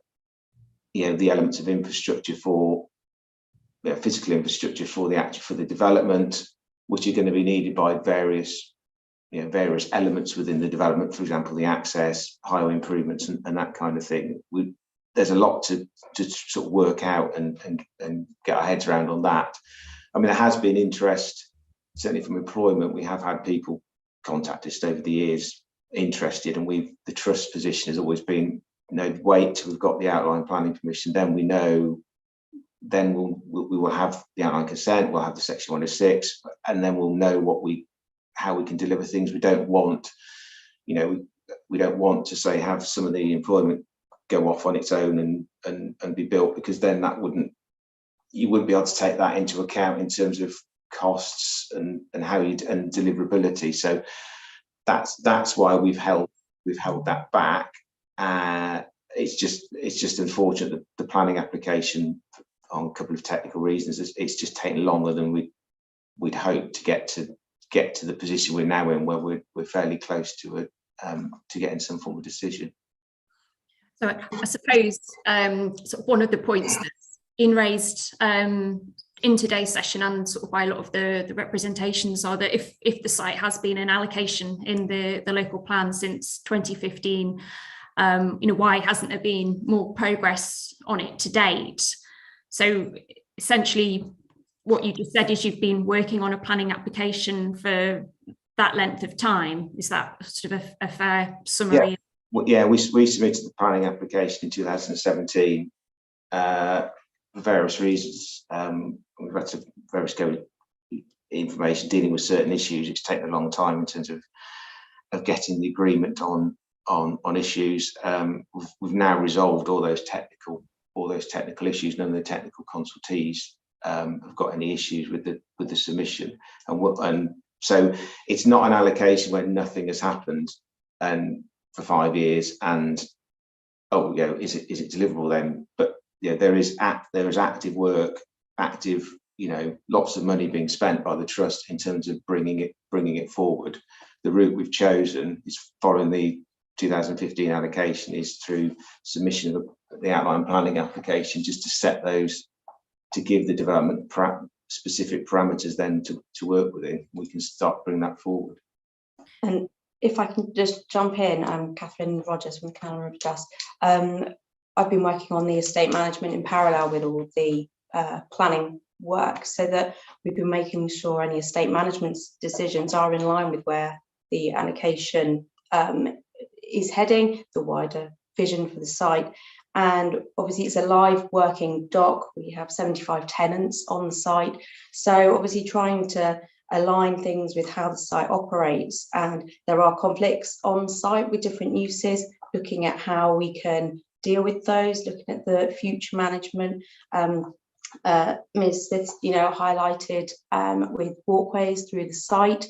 Obviously, we've also got the 7-way long distance footpath through the site. We've been an active party with the Stroud District Council's initiative, setting up the 7-way stakeholder group and looking at the whole length coming down through along the 7-way in the district, where it sits in the district with Stroud, and looking at the various areas where people do come through the site now, where they may come through in the future. And so we have our sort of more specialist people sort of from the biodiversity department who have been involved with those discussions, which we make sure then tie into how we've evolved the master plan for this site. Obviously, we're trying to balance the operational requirements across running a canal and a shipping dock on the site. So trying to get a balance of a lot of technical challenges across the site obviously is taking its time, and working through those systematically takes time. Where elements of the site don't impact on the area in the outline application. We have taken active sort of property portfolio decisions. We have sold elements of the site that have been, that have worked in parallel with the wider vision, with the whole Stroud District's local plan. And I had another point, I'm afraid it's just escaped me. Sorry. Okay, no problem. Okay, thank you. Mr. Partridge. Thank you, Mel. I apologise. I haven't been able to get my video to come back on. I think I'm going to have to restart my computer, and I'd have missed the discussion. That's okay. But if you can just bear with me in the dark. It's pleasing to hear how the policy will be amended to ensure comprehensive development so as to avoid the cherry picking. The Canal Trust and Mr. Russell said that was the case. But I wonder how the housing delivery and the trajectory rates are going to be affected if the planning permission and the policy is requiring the provision of the 10 hectares of employment ahead of further residential and other uses, on the basis that the employment sites have been allocated since 2015 and haven't come forward in a strong market. Mr. Russell's team were producing a note from some of the other strategic sites of how that was controlled, the employment uses and the residential uses. I don't think that's been produced yet, but that is important for understanding how the comprehensive development occurs. Thank you. Thank you. And that's a good point, which I was going to raise with Mr. Russell just when we came back and did the final summing up, that if you could look at that and come back to us as part of whichever additional wording you go for, just have a think about if there are going to be any implications in terms of housing delivery and the housing trajectory. That would be useful to explain that to us as well, if you could. Councillor Smith. Give me, I'm not actually a councillor, Inspector. Oh, sorry, I do apologise. I thought somebody said you were, which is. I know. It was. I think it was Mr. Smith. Lots of Smiths here today, aren't there? Someone none of those councillors. Yeah, sure. I just want to have a quick word about the green space that they're talking about that's on the island area. I think it's really good how you've picked up that this isn't just a regeneration project. Actually, most of the land is greenfield, but the green space that's already on the island, I don't know how much time you had down there, but it's already there. It's already used by locals extensively, walking around, dog walkers, bird watchers. There's a couple of really good viewpoints. So they're also passed through the woodland. So actually the amount, any mitigation that's been provided by that for residents already there is already taken into account in the footfall that's on the canal and everything. And actually with this development, the number of footpaths in that area will be reduced. So we're not going to have an increase in green space. We're going to have a reduction. So in terms of the mitigation value of that, they can't add that in because basically we're going to have a reduction in green space and a lot more people. So yeah. So I feel that they're kind of like trying to say, oh look, we've got all this new green space for all this mitigation, but it's already there. So that's already accounted for in the number of people using the canal. The other thing, I hope I'm not going on too quickly. I wasn't going to mention Old Minster Road and the access because I don't live on it, but I do go along it frequently. And I did think there'd be some parish councillors or whatever here who I know objecting that. But people who live on there are pretty freaked out about the idea of all this extra traffic along there because, as you know, it's a very much a family area. There's a quite a tight community there. They've got all the playing. They've got really good play area equipment, tennis courts. They're on one side of the road. houses on the other, and people do park on the streets. They walk along there to the primary school.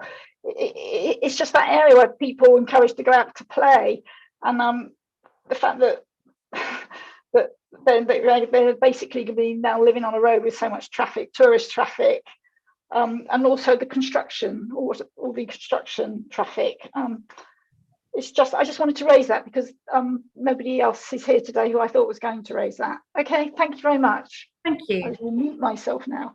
Thank you. Canal and River Trust, your hand's still up. Did you want to come back in and just very quickly on Mr. Partridge's, I think just when we're looking at any tweak to the wording, I don't think I'm saying that. I don't think I said that employment needs to come forward first. It's a matter of making sure the development comes forward. And it's points. I know Mr. Partridge raised in other sessions in terms of why hasn't the employment come forward since the allocation. I think I've explained that we've taken the specific decision not to, pending the outline application.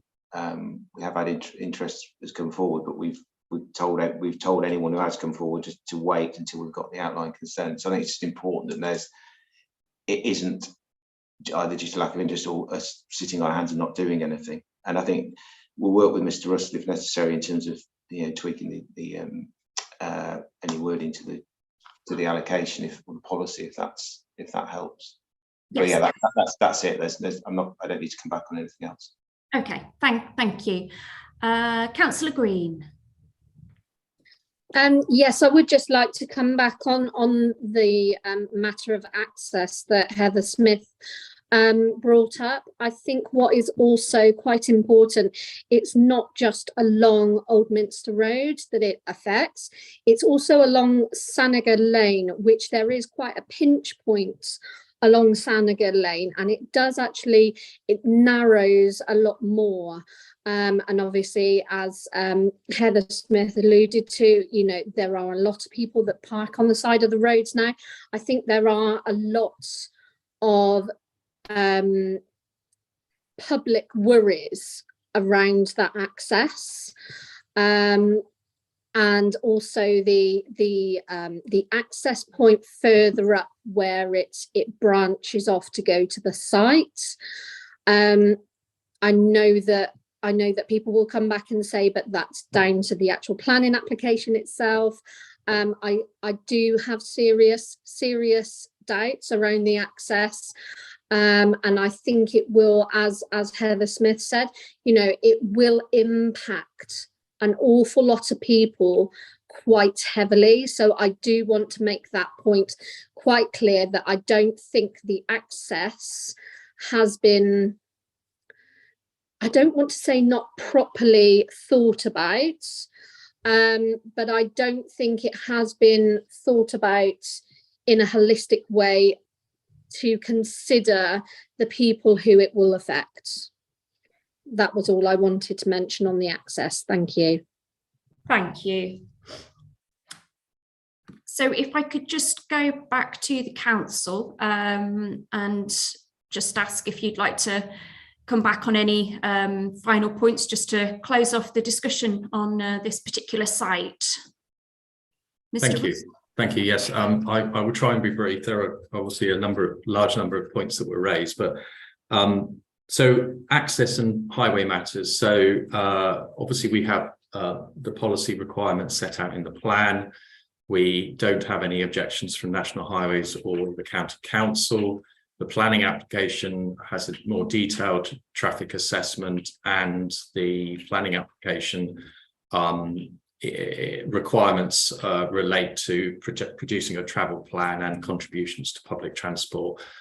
So again, the detailed work has reinforced the strategic assessment that access and highways are not a significant issue.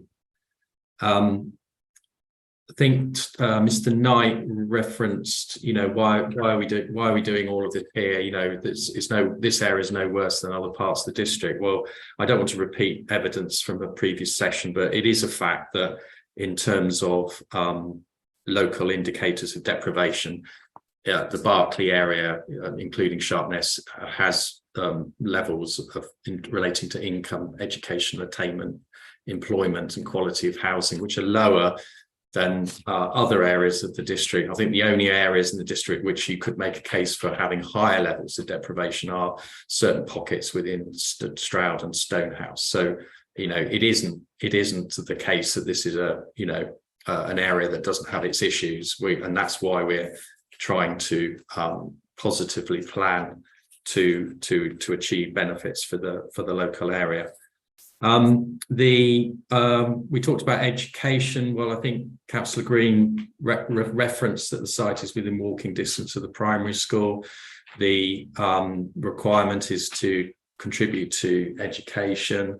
Although this is a standalone allocation, you'll be aware of the proposals in terms of new settlement to bring a secondary school back to this area. And I think that's an important point. Berkeley used to have a secondary school which closed. One of the reasons it's closed was because of the lack of investment and development in the area, and the decline in terms of employment in the area through the closure of the Berkeley power station and reduction in jobs at the docks. So again, we're trying to invest in the area, and a secondary school within the area would significantly improve journey times and reduce traffic on the roads leaving Sharpness.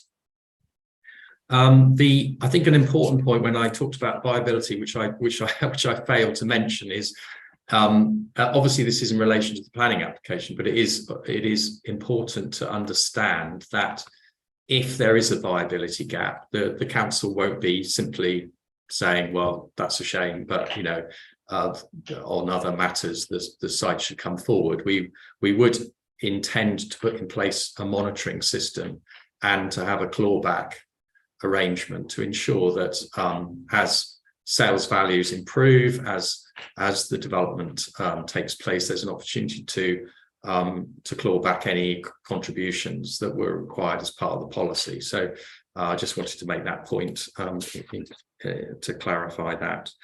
I think the point you raised, Inspector, around the trajectory, I think we can put this in writing, but I think the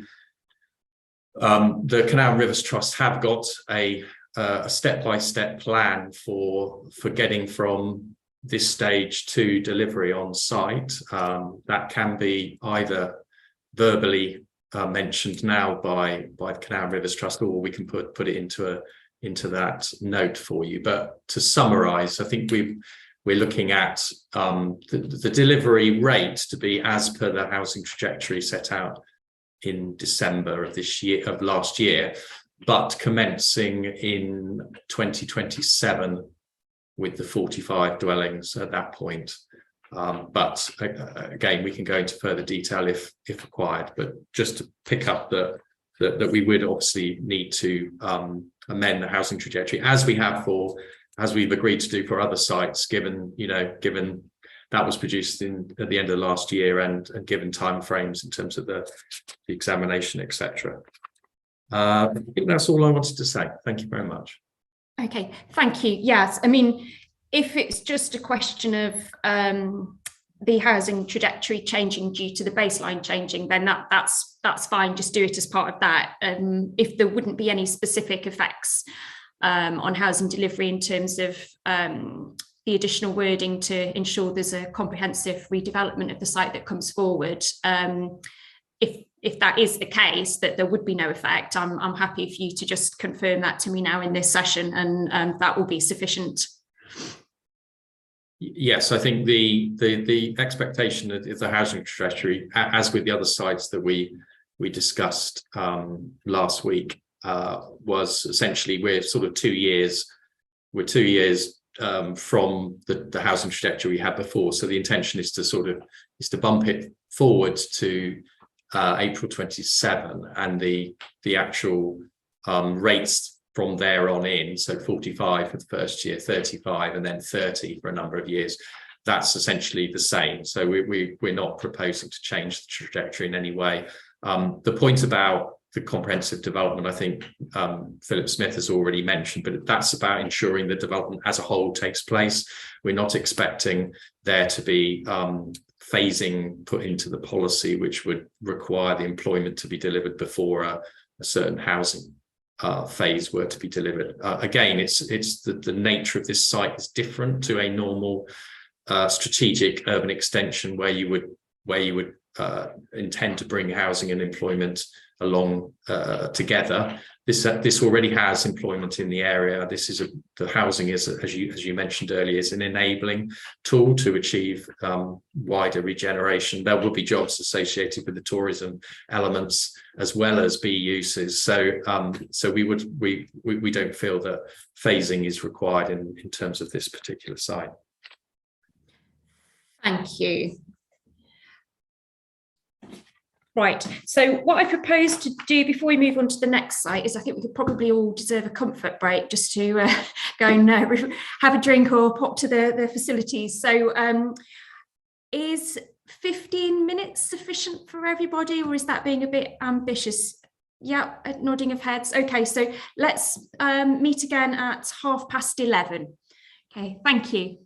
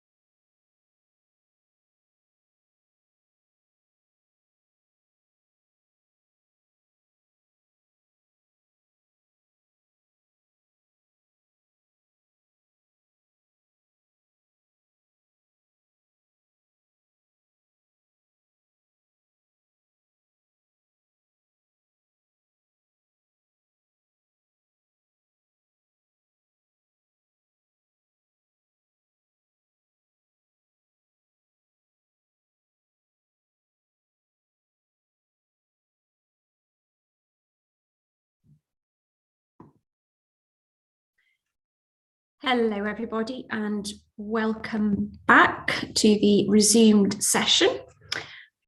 I've got everybody here. Yeah, I am hoping so. So we will carry on. Okay, so we will now start looking at local site allocation PS35, which is Land at Focus School, Wandswell. So the first couple of questions are essentially looking at the context and role of the site in relation to the proposed new settlement. So I think it might be useful for the council to start on that and just explain the context, if you would, please. Yes, thank you, Inspector. I think probably my answer to this is hopefully going to set the scene for a number of your questions on this, so it probably answers hopefully a number of them.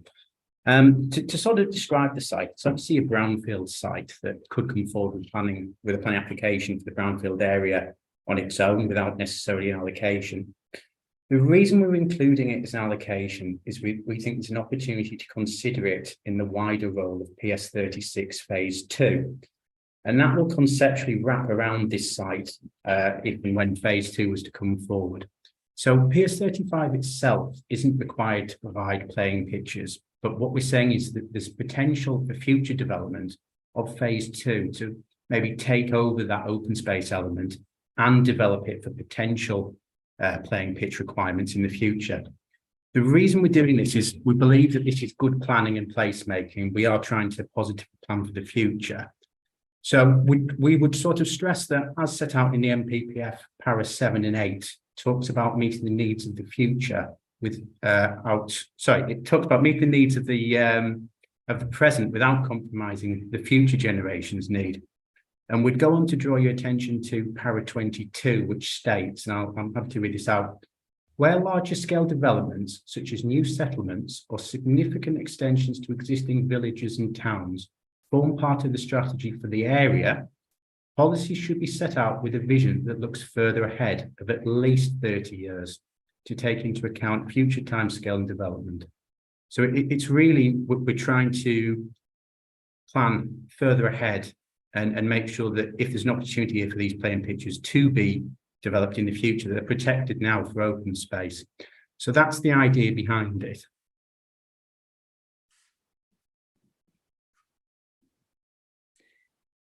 Thank you.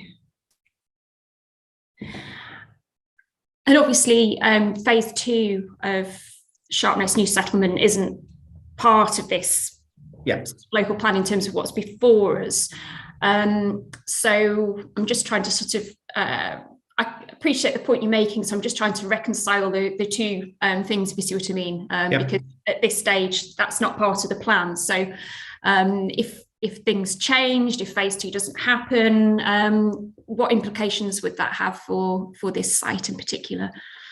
Well, for this site in particular, obviously, it has already got brownfield on it. So the bit that we would be looking to be developed under this policy is the brownfield site. Now, the brownfield area is what some might describe as a dogleg. I call it an L shape. It would actually come down the western side along the bottom.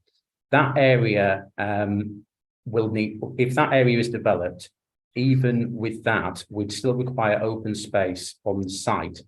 And I haven't got the calculation. I could work it out for you if you wanted it at a later date. The open space that would be required is likely not that much bigger than these sports pitches anyway. We're not requiring sports pitches to be provided as part of this allocation. So if it was to come forward, we wouldn't see it as being hugely different. Thank you.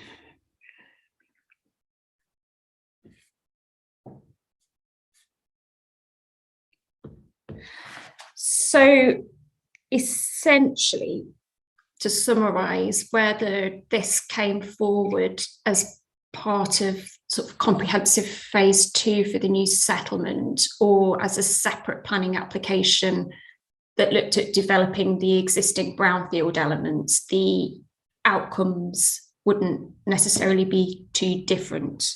That's what we would say. And also, Sport England is supportive of this site on the basis that these pictures, I know they're not currently in use necessarily, as some people might say, but Sport England, as you'll be aware, Inspector, are very strict on these things. They, as a statutory consultee, would likely object to any planning application to build on the sports pitches. Thank you.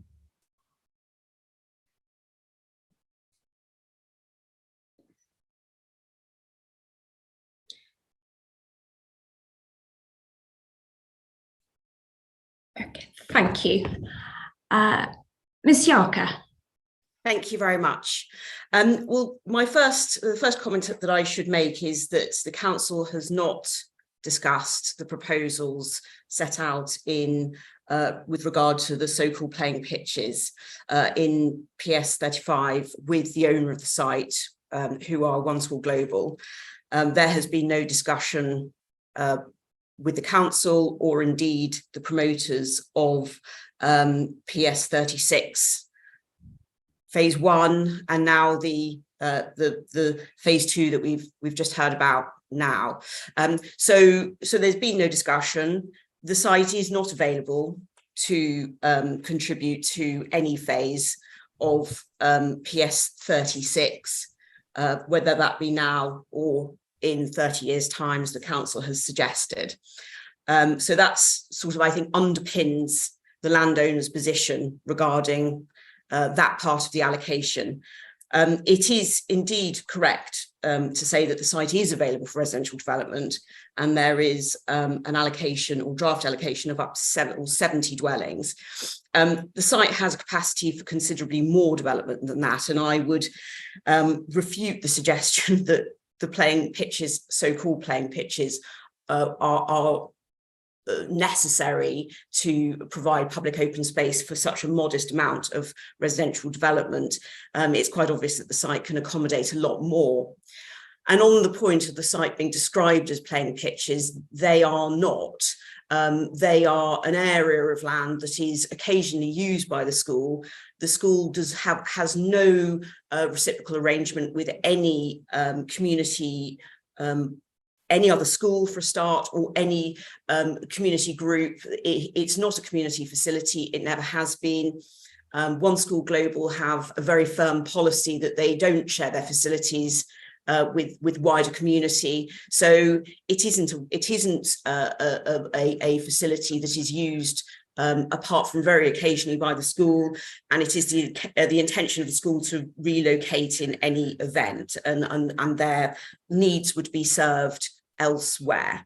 So I think that's in summary the landowner's position, and just to recap, not available, no discussions have taken place, the playing fields are not used for that purpose. Sport England we've had no engagement with Sport England, but would do so should a planning application come forward. There is an allocation for residential development on the site, and that allocation is capable of being considerably extended. Thank you. Mr. Lewis. Thank you, Ma'am. Just thought I'd just make everyone aware, I'm sure you've seen the reps, Ma'am, about the land that wraps around the land at the One School Global to the north and the east, but that land is under the ownership on the same side of Howmore Lane. That land is under the ownership of my client, the Berkeley Estate. So yeah, just you've seen our reps, but just sticking a stake in the ground really that the land is much better related to the land at the One School Global and could form a sort of a wider part of development, and is much better related to that site rather than the PS36 site at phase 2, Sharpness phase 2. So no doubt I'll contribute during this discussion further, but thought I'd just stick the flag in the ground there. Thanks very much. Thank you. Mr. Ridley, I think it probably would be useful, taking account of what Ms. Yarker has just said, to just have it set out somewhere, if you're not able to lay your hands on the information at the present moment. If this site were to come forward just as a a normal planning application in the course of proceedings, how much open space would be required on that site, and then compare that with the amount of land that's been asked to be set aside for the phase 2 development, just so we can see for ourselves if there's a great difference between the two. I think that would be quite useful to have that information in front of us. Yeah, that's fine. Thank you. I'm just going to make a note that I've asked for that, so just bear with me a minute while I just... No problem, yeah. Down. I'll make a note as well, so that's fine. Thank you.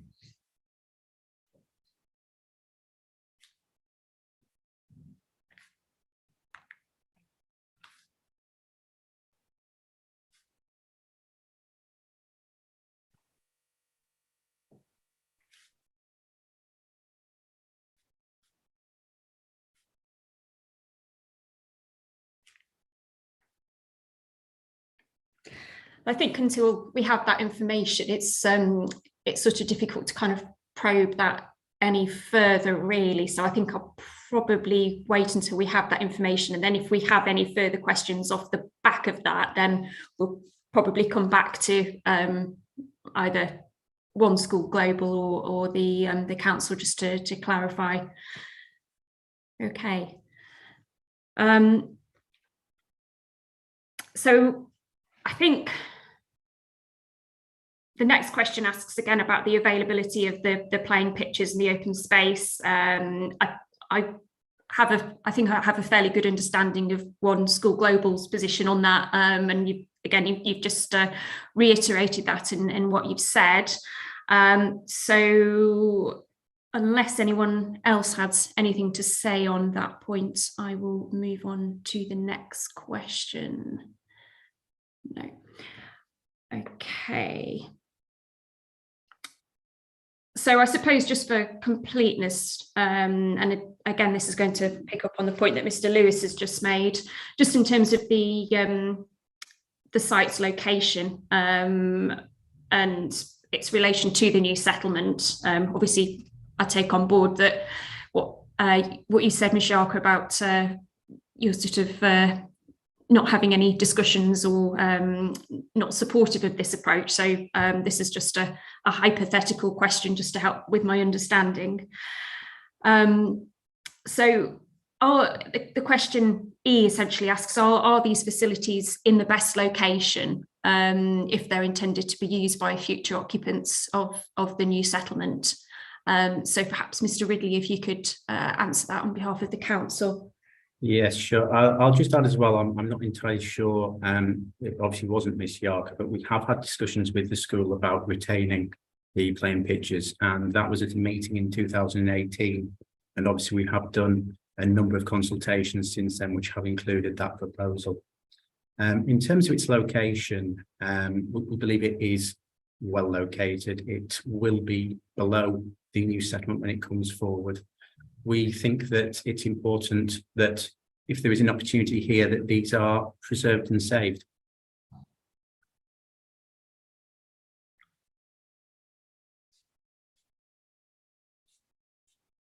And also, it's obviously adjacent to the existing recreational facilities at Wandswell as well.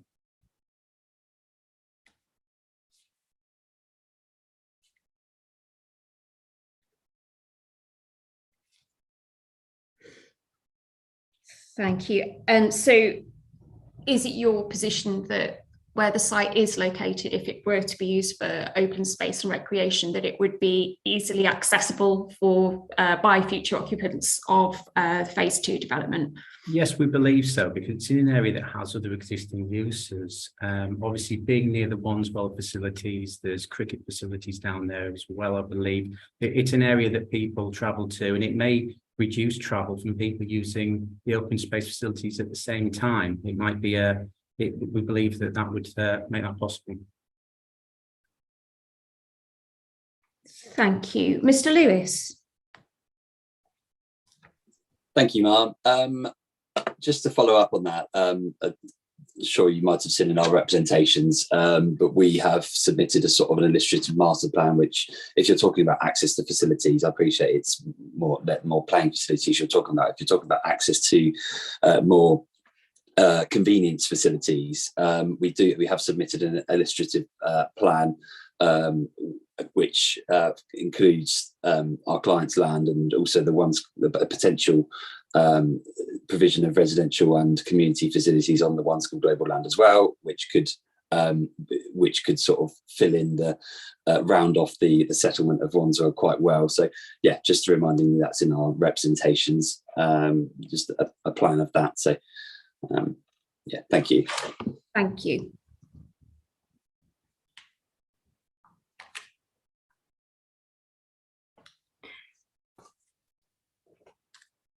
Okay. So then the next, Mr. Knight. Thank you, Inspector. Just a couple of quick points. A bit concerned about the discussion of phase 2 in this. It points to the inconsistency of the council's approach in terms of conflating the two. We put in an extensive objection to the sustainability appraisal, where we talked about how they use phases 1 and 2 interchangeably and presenting the optimal result to support their position. So, you know, it's not a given yet that phase 1 will go ahead as proposed. So why are we talking about potential phase 2?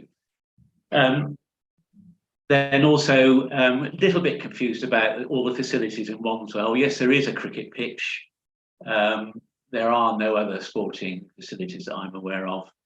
But I believe before Focus School took over the site, the playing fields at the back there were made available to the community for use. Thank you, Inspector. Thank you. Yes, sorry, I was just clarifying and asking the question about phase 2 so I could understand in relation to where the site was. That's obviously phase 2 is not part of this plan. It's not before us, so we're not examining that. Just to clarify that point for you there. Perhaps it might just be useful, Mr. Ridley, if you could just clarify the sporting facilities then, other than a cricket pitch. What other ones are there in Wandsworth? There are in the area. There is the Wandsworth recreational facilities. I can provide you the full details of those if you wish at later time. I don't have the full rundown of them in front of me. Yeah, that would be useful just to understand the yeah, site. I get the full details. Yeah, thank you, Ms. Sharker. Oh, you're on mute. Yeah. Yes, just so I'm absolutely clear in my mind what the council is saying about the requirement for the facilities to be used in relation to a later phase of PS46.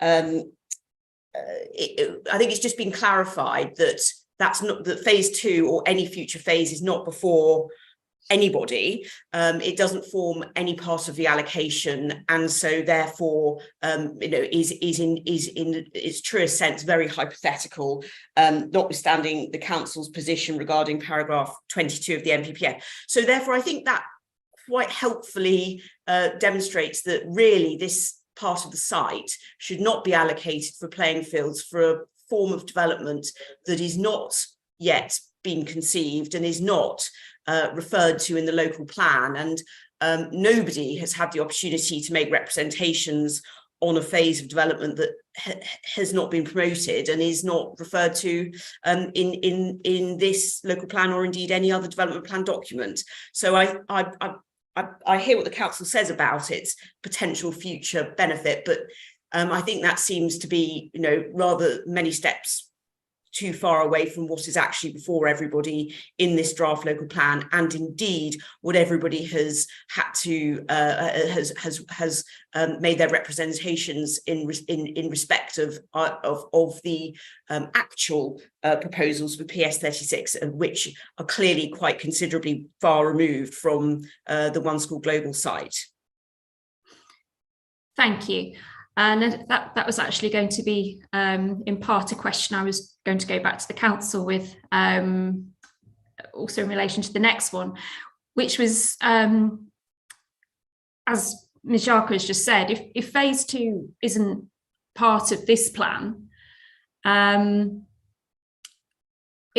there's some difficulty then in trying to tie this specific allocation to that.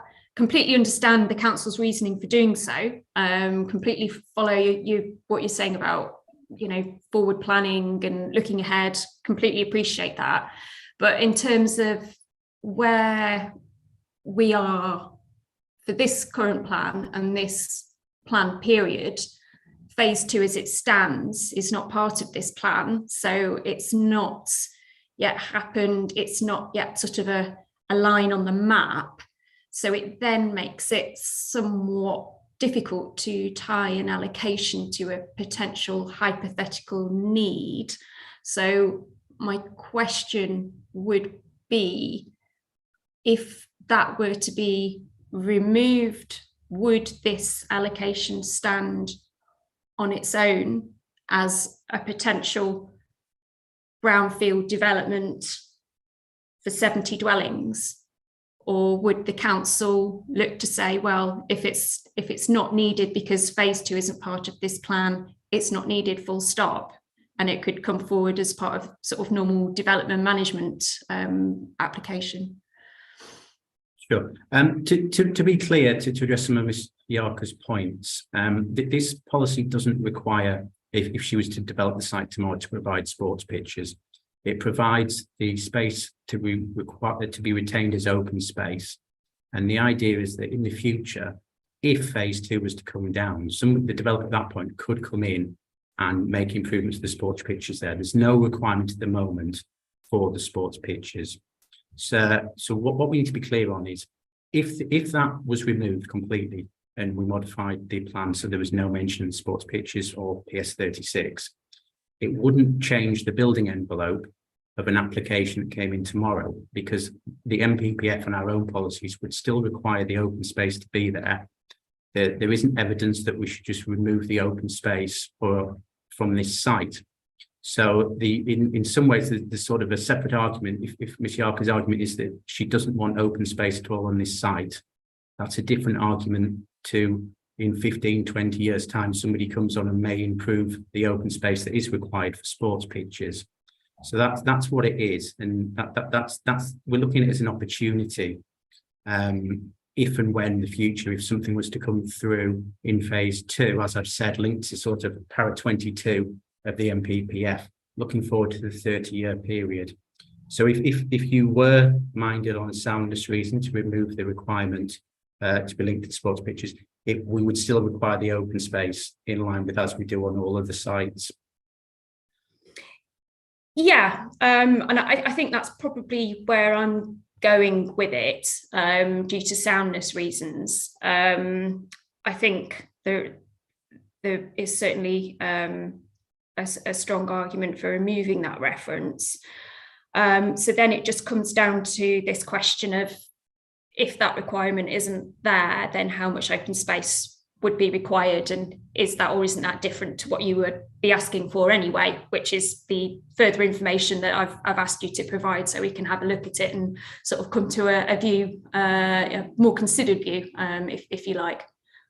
Yes, because the policy is trying to be about protection of existing open spaces rather than new provision. It's just that we're trying to enable that if at a future point in time this site was available to improve sports facilities, it would be there. Yeah, I totally appreciate where the council's coming from on that. Ms. Yarker? Well, just to say, I mean, frankly, that's not what the policy says. I understand the council's sort of revisionist position on this, but the policy says what the policy says, and you know that has been the subject of consultation, and it makes clear reference that that the land is required for the future use of the planned or the benefit, should I say, of the planned Sharpness new settlement. There is no reference in the policy about that space needing to be retained in order to serve the proposed proposed allocated residential development, which I think is excessive for such a modest number of dwellings. But of course I completely respect, Inspector Lucas, that you've asked the council to clarify that point. But it seems to me that the policy says what the policy says, and I think we can all be forgiven for taking that at face value. If the council actually meant something else, well, there needs to be a main modification that sets that out, and also that needs to be evidence based, because I do not consider the amount of so-called open space to be proportionate with the amount of development that the council says that the site can accommodate.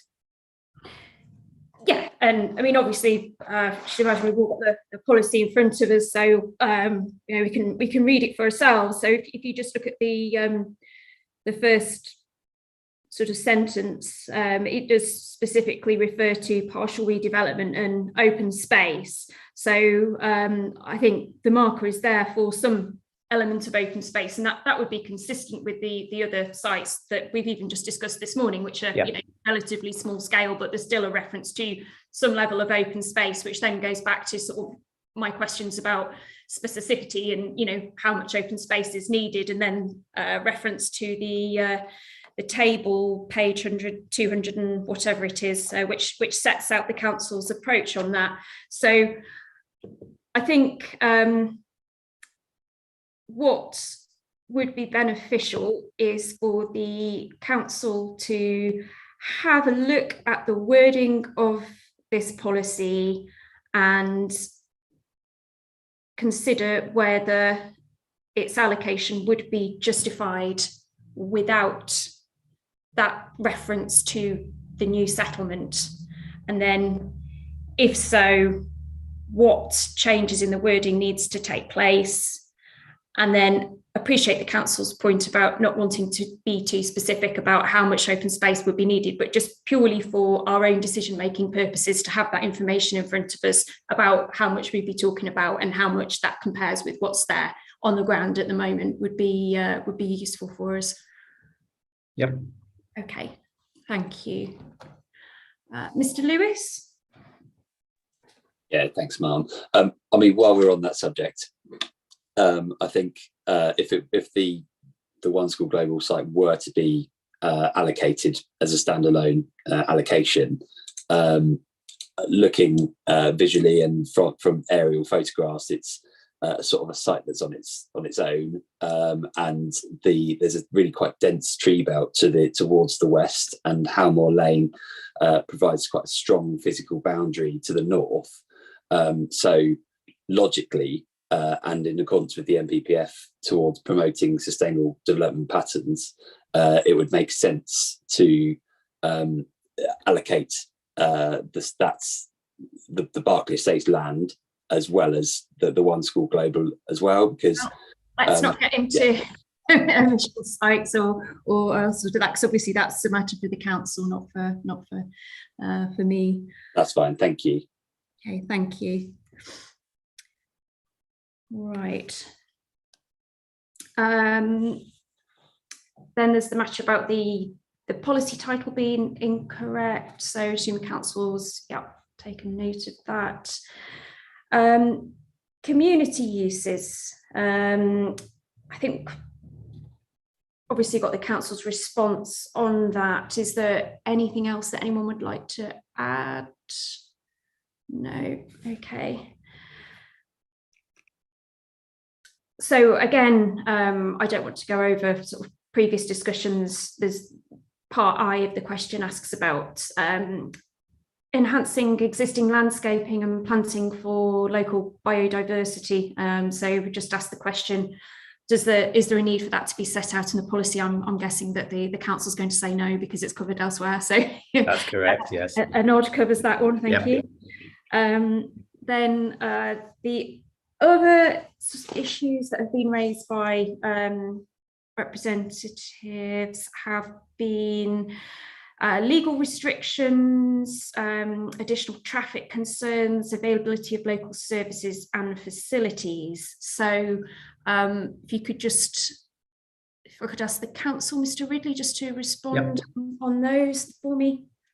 These matters have all been addressed. I would advise the evidence-based topic paper EB9 sets out the full details, but I can cover in terms of traffic. We obviously have done traffic studies. The Highways Authority, GCCC, have not objected to access or increased traffic levels in this area, so that has been covered. In terms of local service and facilities, obviously we believe this is well located for this number of houses. And in terms of legal restrictions, I might pass over to Ms. Yarker to answer that one, because I'm not aware of any legal restrictions, so I'll pass over to them. Yes, Ms. Sharker. Oh, thank you very much. There are no legal restrictions on development of this site. It was acquired by One School Global, and as I mentioned earlier, they have found an alternative location which better suits their catchment on the border between England and Wales. So there are no restrictions to development. Thank you. Okay. So I'll hand back to the council just for a final sort of roundup on that site, if you'd like to come back on any final points. No, I don't think so. We're happy to provide the open space requirement versus the plain pictures, but just to reiterate, this isn't meant to ask for provision of pictures on this site. It isn't. And it isn't asking for contribution towards PS46 or to phase 1 or 2. It's simply to adding some weight to the protection of the required open space on the existing pitches, because we will have Sport England won't allow any development on those sports pitches, and we're just really putting in a marker to potentially help phase 2. Okay. Thank you. Right. I can see Ms. Michelle. I'm so sorry. Not a substantive point, just a housekeeping point. Mr.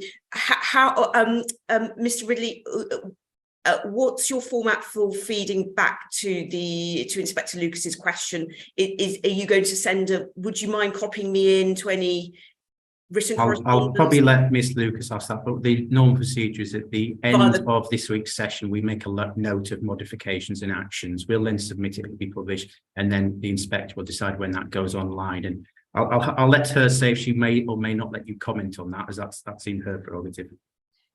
Thank you. Yes. So as Mr. Ridley just said, we'll get a list, we'll have a look at it, and then it'll go up on the examination website. So I mean, everyone anyway will get the opportunity to comment as part of the main modifications sort of process. Of course, that's open to the public. But in this case, I think it may be useful to come back to yourself as the landowner, just to get a view on that, just to aid our understanding, essentially, and help gather some information. Okay, and obviously, just to be clear as well, any response that you send to us would have to be publicly available on the examination website as well, just in the interests of clarity.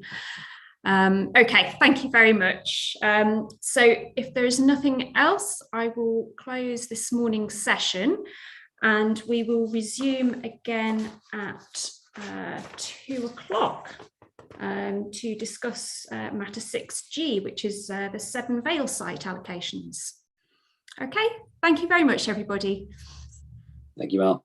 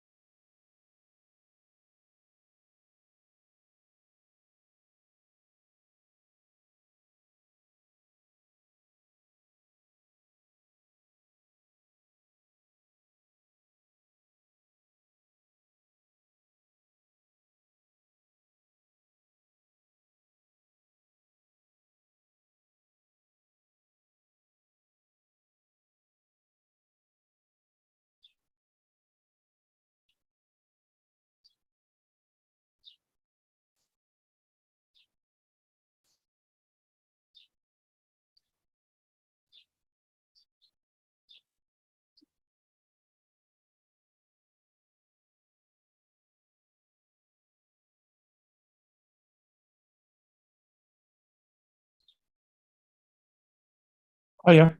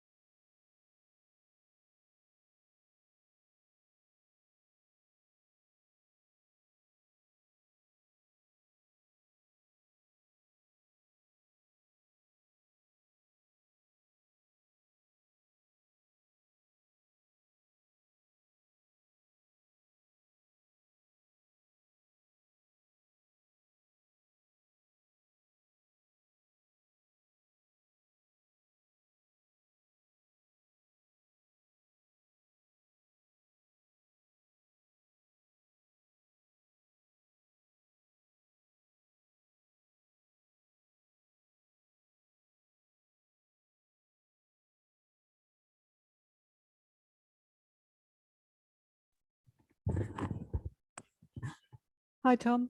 Yeah. Can you speak to me? Just testing the audio. Perfect. Thank you.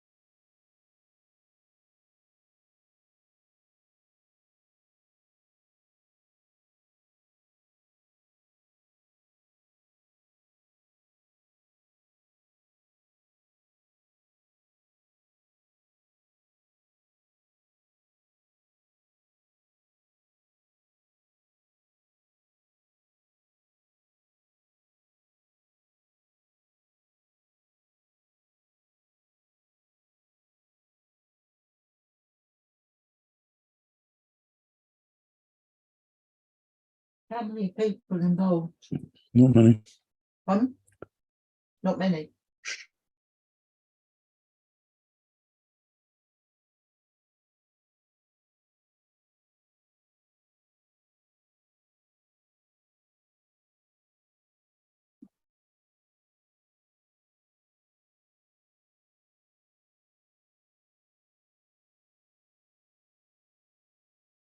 Hi, Sarah. This is Chris Banks. Nice to see you again. Usual process, if you could keep yourself muted until the inspector arrives. Thanks, Chris.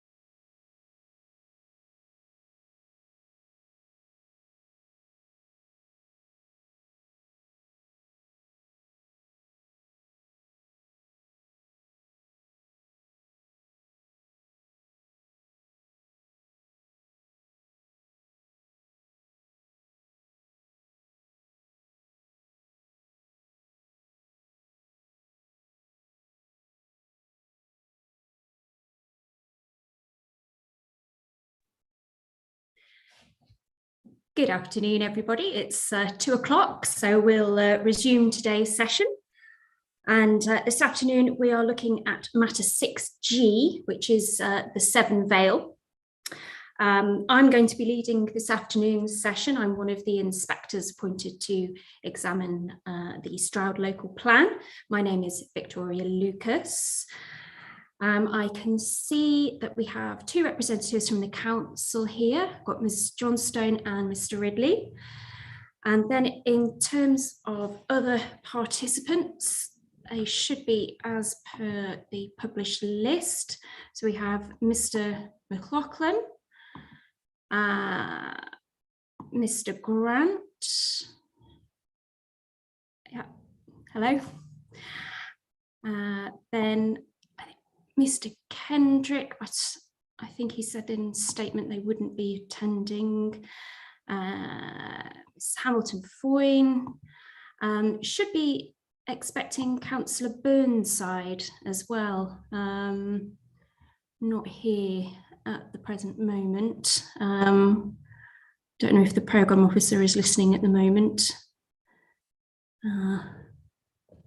You had an yes, I am. Yeah. There's nobody in the waiting room at the moment. Okay, thank you. Okay. Well, obviously, if Councillor Burnside does appear, then please admit him as soon as possible. Yeah. Okay. Thank you. And Miss Smith, I don't think we were expecting you for this afternoon session. You were. No. I thought we were discussing I didn't really necessarily want to make comments, but I did want to be in on the meeting. The Lynch Road one in Berkeley Cluster. I don't know what happened to that. And I just thought I'd log on to see if you were going to carry on with that. No. You know, I don't know if it got missed or if it's a different day. Sorry, I don't know why what's happened. I thought maybe the Berkeley councillor didn't speak this morning, and I guessed he was here for that. But yeah, no, we went through that. Okay. That was the second site, question 42. So yes. Yeah. Sorry. Yeah, I was probably nervous about the other one. Okay, that was all it was. Okay. Okay then. Thank you very much. Bye. Bye. Good afternoon. Bye bye. Thank you. Okay, so we will carry on with this afternoon's session. So I think everybody's probably been in before, so I'm not going to do a great big long speech. So just obviously there's not many of us, so quite happy for you to leave your videos on. If you're not speaking, please make sure your microphone's on mute. Use the hand raise function and I'll bring you in. If I appear to not have brought you in and you've had your hand raised for some time, please let me know. I'm not anticipating that we're going to be needing an adjournment because we've just got the 3 sites, so I'm hoping we'll get through them in one sitting. We shall see. And then once again, any problems with technology, please let either myself or the programme officer know. Quite often if your camera freezes, if you just log out and come back in again. Councillor Burnside, good afternoon. You've not missed anything. I'm just literally doing the preliminaries. And then again, just a reminder, if whilst you're talking, I'm not looking at you and I'm looking down, that's probably just because I'm taking notes. It doesn't mean that I'm not paying attention to what you're saying to me. Okay, so any questions? No, excellent. So what we'll do then is we'll just work our way through the published matters, issues and questions for the different sites. And we'll start with question 45, which looks at site PS44, northwest of Whitminster Lane. So again, not going to go over old ground. We've got some questions here which are asking about the specifics. We know the council's position on that, but if you could just take me through with regards to this particular site. We've highlighted open space, the need to incorporate public rights of way, proximity of the canal, and ensuring a high quality edge to Frampton. So if you could just talk me through why that's a specific requirement for this particular site. I don't know whether it's Ms. Johnston or Mr. Yes. It's going to be Miss Johnston. Thank you. Good afternoon, Inspector, and good afternoon, everybody. Yes, so this site has come through the SALA process, and there was a SALA assessment for the wider land parcel, and that was accompanied as well by a heritage impact assessment, and they are referenced and included in the examination library. There's also the public footpaths running across the site. So if I go through those issues that you've outlined, the 3 issues that we specifically referred to. So incorporating the public right of way into the development. So Frampton-on-Severn footpath 12 runs within the southeastern part of the site, parallel to Whitminster Lane. It runs southwest, connecting Oakfield Hamlet to Oakfield Road in Frampton, and via Anwicks Road to Playing Fields and Frampton Village Centre. We see this as an important opportunity to enhance the connectivity as part of providing for the footpath within the site, to provide a high quality and accessible public right of way for pedestrians, and take pedestrians off Whitminster Lane, which is also the cycle route 41, Bristol Stratford cycle route. So that is an important site constraint that needs to be taken on board in the site requirements for any development, and we think that's very possible to do so.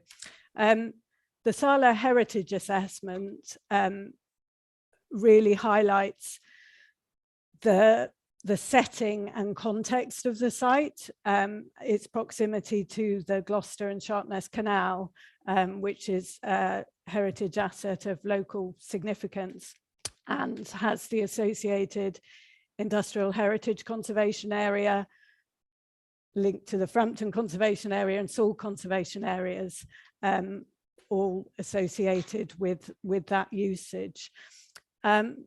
And the key things to emphasize are the rural character of the canal, the lack of built form, the intermittent development, which is characteristic along the canal, and the visual distinction between Frampton village edge, where Frampton, in the proximity of the canal, obviously there is a higher density of built development, but then you move away from that, Sandfield Mill stands, as appears, isolated is the wrong word, but detached, removed from the village edge.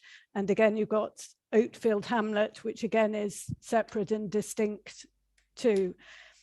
And the site has an important role in looking, seeing all of those elements distinctly and separately, with views through to the canal from Whitminster Lane.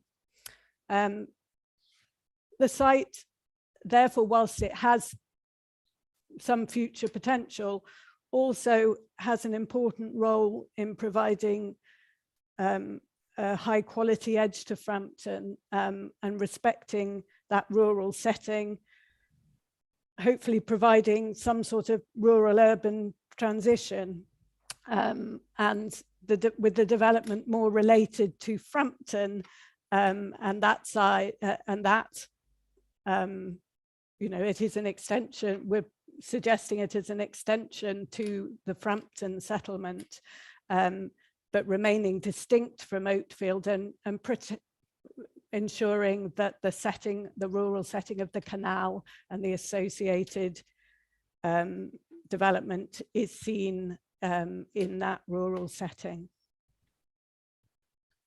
Thank you. Thank you, that was useful. Am I allowed to speak? Sorry, I missed a bit where you said where am I allowed to speak or not. Yeah, if you would like to speak, if you just use the hand raise function, which you should see. Yeah. Yeah, so if you just put your hand raise function up, and then I will bring you in at the appropriate moment. Okay. Cool. Yeah, because I've got bits to add to what that lady's just said. But yeah, okay. That's no problem. But your hand function hasn't gone up at the minute. So I don't know if because I'm trying to work out where it is. But yeah. Normally like a little yellow hand, don't worry. with a high five sort of thing. Yeah, that's it. Yeah. Mr. McLaughlin's got it on his screen there. Just showing off now, Nathan. Yeah. So I use Teams all the time. Yeah. Where is it hidden in? Sorry, I know I'm messing you about this. Yeah, no, don't worry. Let's have a look. Where is it? Stop. Councillor, if I can assist, if you look on the bottom of your Zoom panel, you should have going from reactions. Click on reactions, and you'll see the thing saying raise hand. There you go. Have you seen it? There's like a little smiley face. You got it. Thank you very much. Thank you. I appreciate it. There we it. go. Your hands up. Excellent. Nailed right. It. Thank you. So I'll just carry on and have a little further discussion with Ms. Johnson, and then I'll come to you, Councillor Burnside and Mr. McLaughlin. That's lovely. Thank you. Thank you. Forgotten what I was going to ask now. I got distracted. Yeah, so I suppose a general question, which is actually picked up in here, which goes to sort of what we were talking about in terms of the benefits of being more specific versus ensuring there's some flexibility, is what status is this text intended to have? Is this intended to be policy or explanatory text where you've got these sort of particular requirements in the sort of light purpley box? So the policy text is in the purple box, okay, which really highlights the, sorry, I'm just going to bring it in front of me rather than looking sideways. So all the local sites allocation policies are structured in the same way as opposed to the strategic site allocation policies, which set out very specific detailed requirements, numbered points that development will have to address. We've taken a proportionate approach for the local sites allocation policies, or we feel a proportionate approach where we set out the quantum and aims of development and also the particular issues to address in development. So that is the policy wording in the purple box, and a little bit more detail is set out in the supporting text to the policy. So so in the policy PS44, the policy wording says the issues to address include incorporating the existing public right-of-way. The supporting text goes on at paragraph 3.6.6 to say development will include the existing public right-of-way linking Oakfield Road and Whitminster Lane as a high quality and accessible route, linking with and where appropriate enhancing the existing walking and cycling network. So they're intended to work together and provide clarity as to what the policy wording has set out as the important issues that have been identified through the whole consultation process and evidence-based process, and that's common to all the local sites allocation policies throughout the plan. Okay, thank you. Mr. McLaughlin.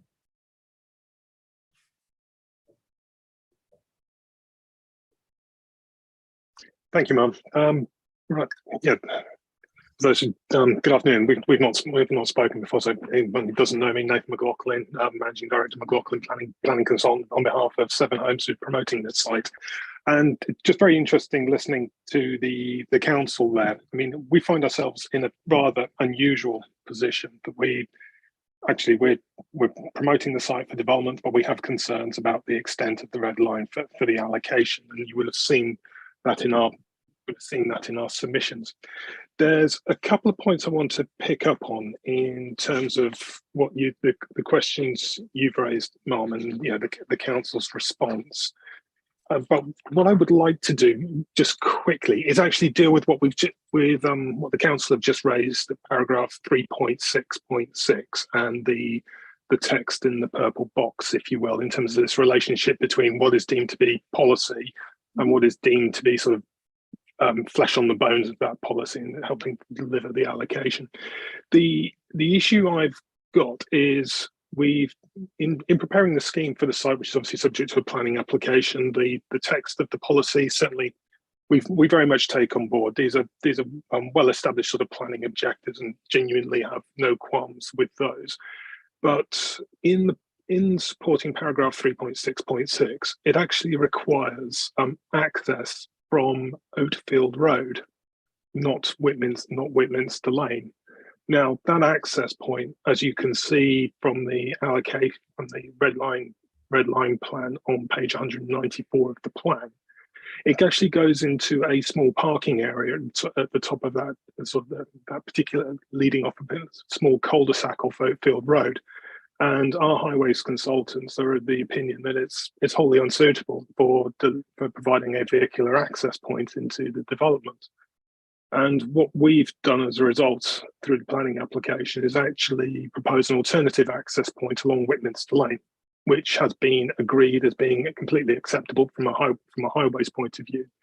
And my worry with this particular example is policy objectives in the purple box, well understood, but then from a decision taking point of view, how much weight is the council going to apply to those provisions in paragraph 3.6.6, or indeed if this is repeated elsewhere in the, on other allocations in the plan, where it's actually introducing a very distinct requirement. It's saying with access of Oatfield Road. That if that is a requirement, that should in theory be tucked up in the policy rather than sort of just put in a supporting paragraph. Now it's our position that the requirement of Oatfield Road is just completely unrealistic in highway safety terms in any event, and we've actually got to provide access of Whitminster Lane. So we would certainly be looking for that to be deleted. Yes, that requirement certainly to be deleted from the local plan. The next point I'd like to turn to is it's picking up on this need for a well designed settlement edge, and very much support the council in that aspiration.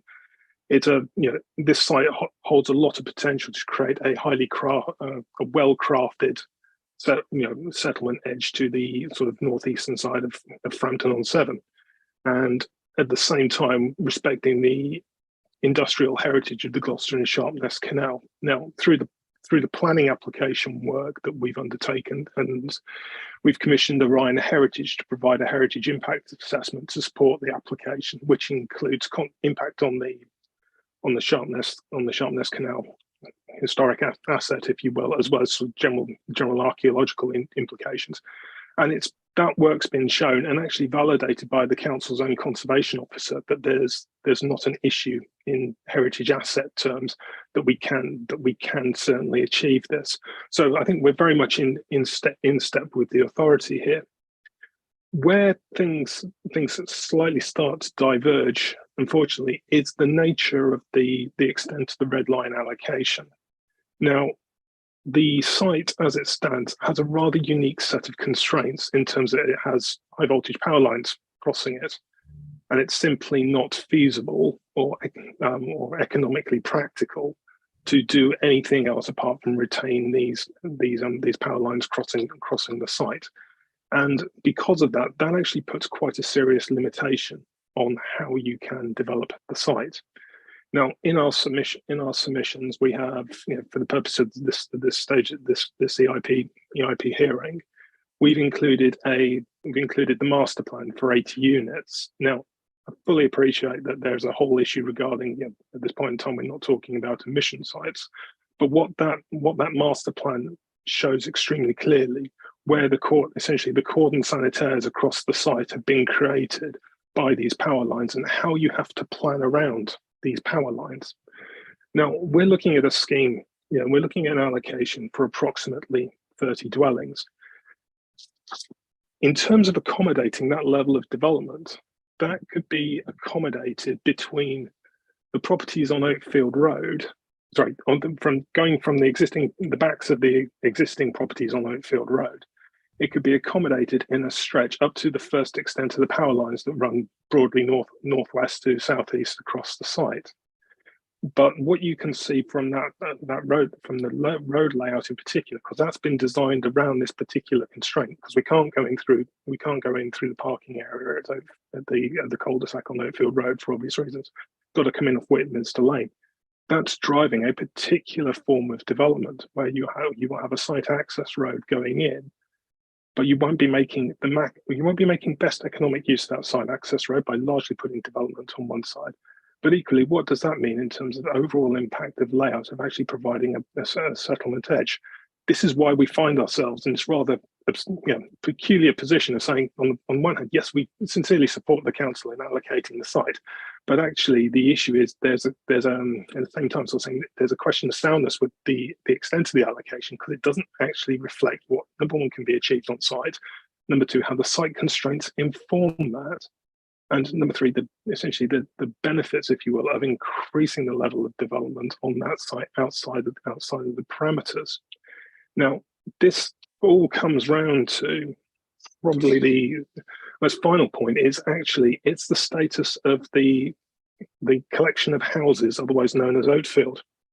Now, this isn't a conservation. Oatfield itself isn't a conservation area.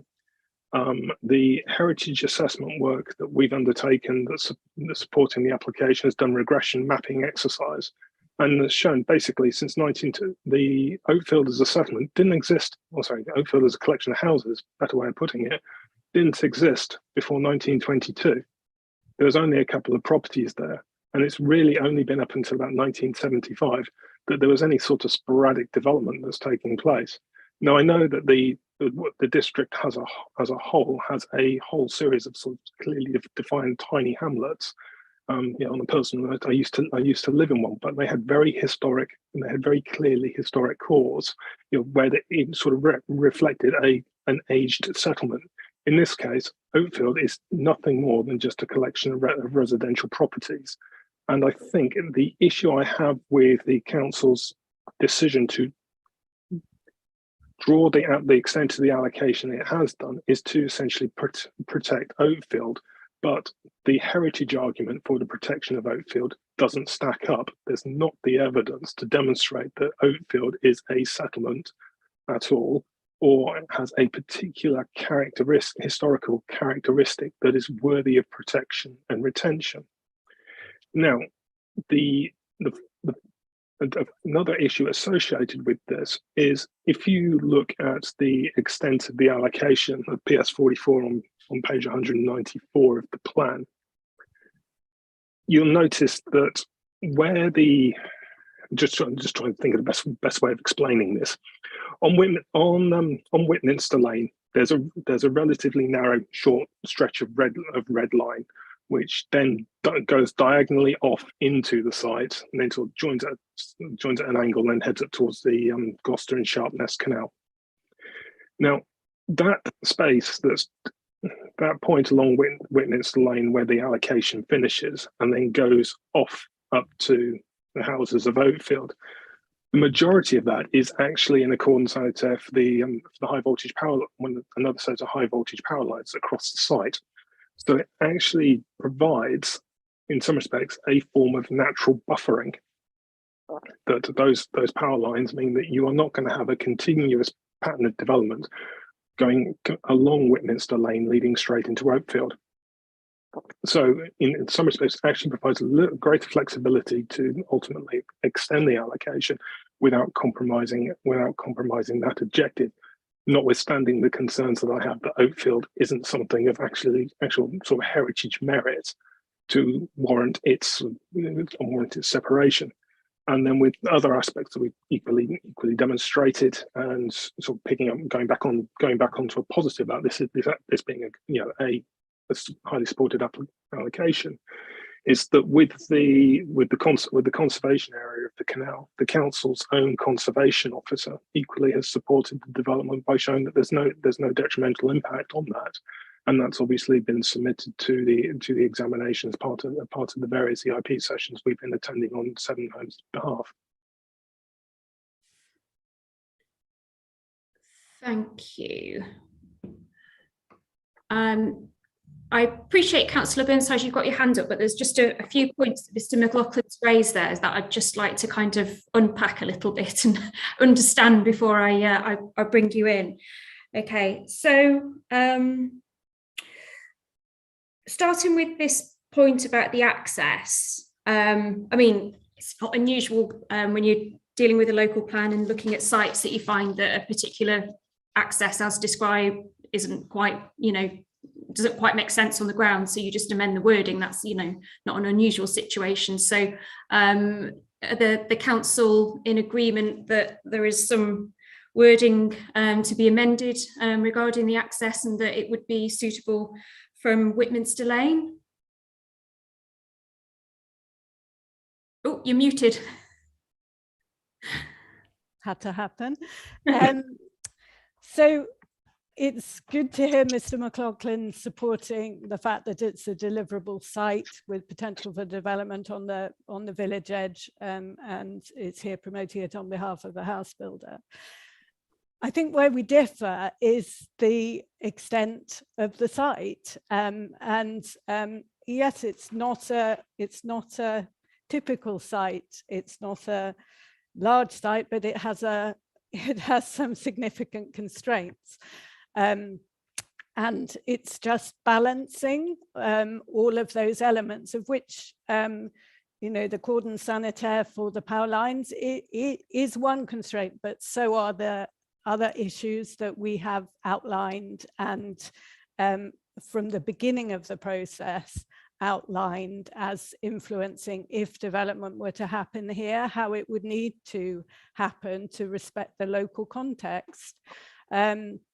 So I will come on to the access in a minute, but just to set out that the heritage assessment, which is included as, let me see, the reference is EB 51, page 15. So it was a heritage assessment for the full Sala site that was promoted. And that was done in 2018. And that very objectively went through a methodology and a process and fully highlights and explains the heritage context of the site and the areas of importance. We're not here to discuss the current planning application, which is not for the allocation site area. It's for a wider site area with a greater quantum of development. And we are here to discuss PS44 as set out in the examination plan. Coming round to the access, so you highlighted a minute ago the distinction between the policy wording and the supporting text. So the policy wording says that land northwest of Whitminster Lane, as identified on the policies map, is allocated for a development comprising 30 dwellings, approximately 30 dwellings and open space uses, and the issues to address. The access from Oatfield Road is actually in the supporting text to the policy. So it could be at a stage that a different access may be considered. But part of the context for accessing off Oatfield Road, again, is the relationship of the development of the site to Frampton Village, and providing an access onto Whitminster Lane. At the moment, there's a solid hedgerow along Whitminster Lane. It's a frontage to an undeveloped area of land and a solid frontage all the way to Oatfield Hamlet. Putting in an access, it's not just an access road, you would then require visibility splays, and then you would have, we're not talking about the application, but I know that Mr. McLaughlin's layout plan shows houses fronting a service road to a number of properties fronting Whitminster Lane, and gradually eroding and encroaching the current rural edge to the to the lane at that point, and eating into that sort of separation between Oatfield and Oatfield Hamlet and Frampton. Oatfield Hamlet is a hamlet. It's a group of houses and contributes to the rural setting of the area.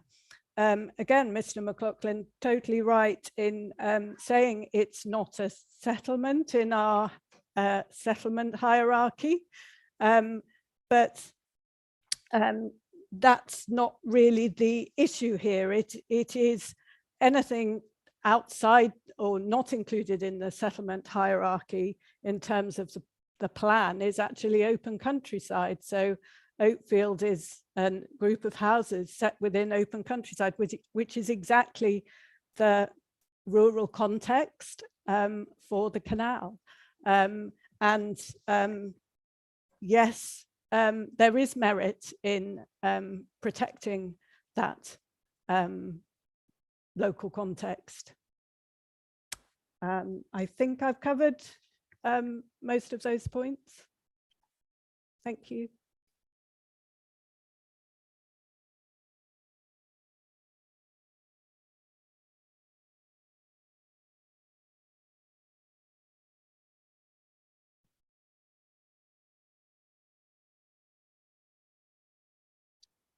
You're muted, Mum. Thank you. I was just saying, in terms of the access then via Oatfield Road, have the County Council raised any particular issues regarding highway safety concerns? Have they made any comments in that regard? There was no objection to the allocation site on access grounds, as has been outlined in the plan. Whilst Mr. McLaughlin again refers to the planning application and the highway authority not objecting to that, it equally did not have the other option put to it either. So, you know, again, I'd stress we are here to consider the allocation today, and yeah, there was no highway objection to the current allocation.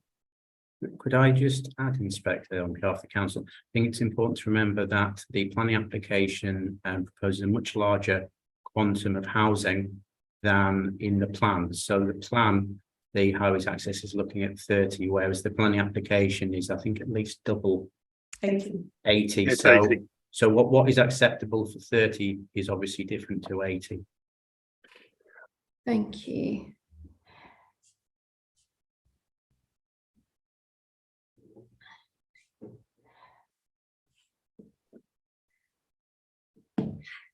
I mean, obviously, I'm well aware that we're not looking at the planning application. All I'm trying to understand from the point that Mr. McLaughlin has raised is whether this allocation that is before me in the plan is sound. That's what I'm trying to get an understanding of, which is why I'm asking these questions about the access as it is proposed in the plan. Is that sound? You know, is there an issue with it? So then the other issue that was raised was the high voltage power lines. So just explain to me, if I'm looking at page 194 of the plan at the moment. So where do these power lines go across the site? Mum, I'm gonna, if I could assist with this, it would actually be quite useful to get the site layout plan that's appended to my Matter 6G paper, because it shows the relative path of the two power lines across the site. Okay.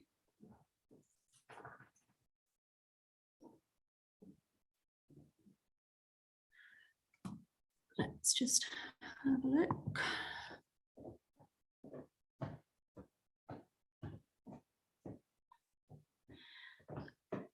Just bringing it up on the examination library.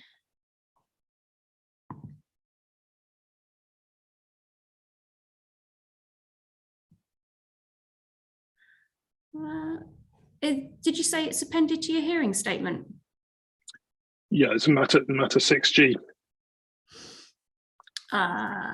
Not on the one that's on the examination library. Right. Okay. How best to do this then? Because it does actually map them. I'm just trying to understand the context in terms of where these power lines are. So what do they start on Westminster Road? Do they go crossways? Best way describing where they run. If we use Whitminster Lane as the reference point. Yeah. And starting with the doctor's surgery. So if you're looking at page 194 in the red line plan, you've got that little bit of the allocation which fronts onto Whitminster Lane, haven't you? Yeah. Now that rectangular building that is bounded by the allocation on two sides, that's the doctor's surgery. Okay. Now, broadly speaking, the first power line starts at the corner of the doctor's surgery with the corner of the allocation on Whitminster Lane. Okay.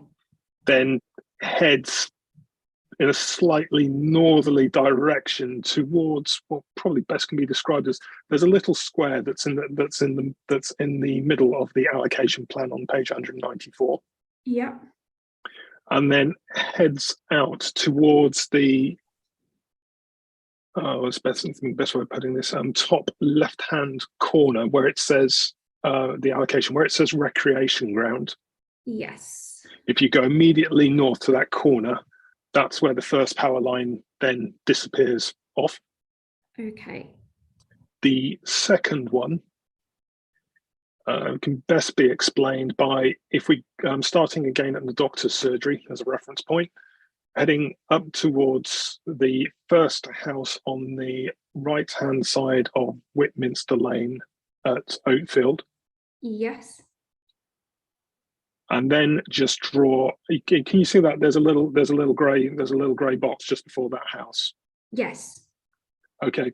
If you draw a line that heads straight up towards the Gloucester and Sharpness Canal, so you go from the little grey box to on the plan it says Gloucester, and there's a shorthanded and symbol, if you will.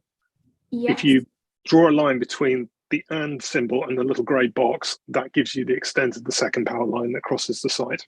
Right. Inspector, just on behalf of the council, we're happy, and I know you're leading the hearing, but we're more than happy for Mr. McLaughlin to share something on screen if that makes it easy for you. We don't want you to. We want everyone to know exactly what he's talking about. We're more than happy if that, because I can't see what you're drawing, but we're more than happy if that would make things easier.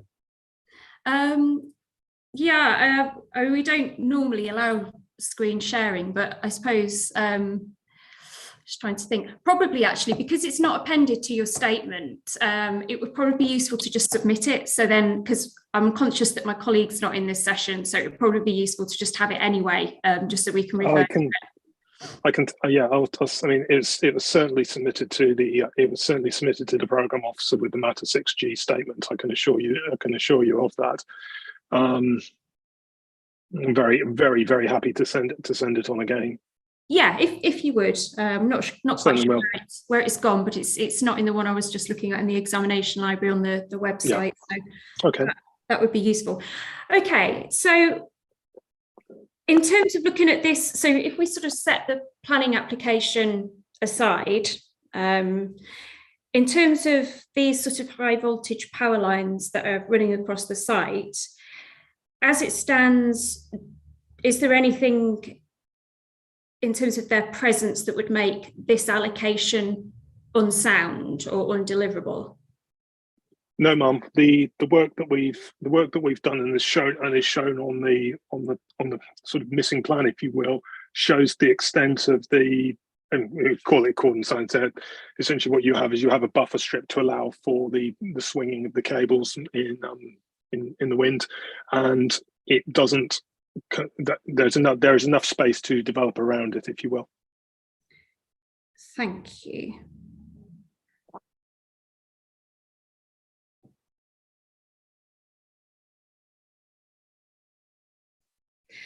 And in terms of the site access as proposed in this local plan for approximately 30 dwellings, is it still your position that the access via Oakfield Road would give you highway safety concerns to the extent that you would argue that this allocation is unsound or undeliverable? Yeah, I'm frankly very happy to argue that. There's no evidence presented by the council in this regard to show that access point is actually deliverable. What we've done with our submission, just purely on access, let's park the intensification of the site to one side for a second, is that we know that there is a safe access point that is achievable from Whitminster Lane. And as part of the planning application process, and this is really for context, if you will, when we held a community consultation event, one of the issues that was raised by residents and visitors that came to see us, as one would naturally expect, is the issue of access, and they want to, irrespective of whether it's 30 units or 80 units, they want to see a safe access. And simply put, the proposed access point by the council isn't workable. Our highways consultants have looked at this. We don't have any counter evidence from the authority to suggest that it is remotely achievable. And it's not necessarily just a question of the magnitude of developments dictating an access point. It's actually the basic geometry and design of an access point going through this area. That area is a car park, is a car parking area at the back of a cul-de-sac, immediately backing onto a play area. It's not suitable to suddenly to service any scale of development. One of the things about this promotion exercise, which is why we find ourselves in a slightly unusual situation of supporting an allocation, but at the same time sort of objecting to it, if you will, is we've taken the council's requirements and seen how that they can be accommodated in terms of putting together a master plan for the site. Very early on in our work, our highways consultants advised us that access solution would not work. And my primary concern here is that with the way the plan is written, that we have the policy in the purple and then the expansive text in the in 366, if you will, this site, if it is ultimately, if you and your colleague Mum agree that this allocation stays at 30 units, there is a serious question in the overall deliverability of this particular allocation if it is solely reliant on Oakfield as the access point. Okay, so what I need to, I take the council's point that this is it's an explanatory text, not policy. I understand that, but again, sort of if I was sitting here with my Section 78 appeal hat on, I would be looking at any form of text or guidance, whether that's in the policy or the text, and the fact that there is that specific mention with access from Oakfield Road would sort of give a decision maker a steer that would be acceptable, and an alternative perhaps wouldn't be as acceptable. So, I mean, obviously the role of a local plan isn't to drill down into details to the point that you would be doing so with the planning application. But what I don't want to end up doing is signing off on a policy that's so specific that it might give you problems in the future when you come to deal with the planning application. So we just need to make sure that there is sufficient flexibility in there if what Mr. McLaughlin is saying is the case. Councillor Burnside, I'm conscious you've had your hand up for a while. Was there, I noticed you were nodding your head then, was there anything you wanted to say in regards to this access point at this juncture? Yes, I would like to. So I'm chair of the parish council, but I'm also a civil engineer by trade, and I've built stacks of accesses and roads and dual carriageways and all sorts over the years in my career. So I know a little bit about what I'm talking about. And I would wholly agree with Mr. McLaughlin that the Oakfield access is not suitable for any development, whether that be 30 or 80 houses. It's a kind of repeating, but agreeing with his points. It's unsafe. It's unsafe to put, even if it was 30 houses, you'd expect that to be 60 cars, twice a day. I don't know, picking numbers out the sky. That's a lot of vehicular movements going through an area that's currently a dead end. The other thing to note, which I would feel like Stroud District Council, no offence, haven't been down to the site in the evenings to find it all the way down Oakfield Road, which is quite a narrow road in itself. They have parked vehicles. There is no other parking for the majority, off-road parking for the majority of the houses down that end of Oakfield Road. So you end up with nose to bumper cars parked down one side. You'd struggle to get a fire engine down there if you had to. So to think we were going to stick a load of vehicles through that area right next to a play area just doesn't feel safe, and it doesn't feel right to me. Am I allowed to talk about any of the other bits that I had, or do you want me to? If it's okay, I'll just go back to the count just while we're dealing with access, because then I think it'll just be more efficient to deal with it that way, and then I'll make sure you come back in. For the other point. Okay, thank you. Yeah.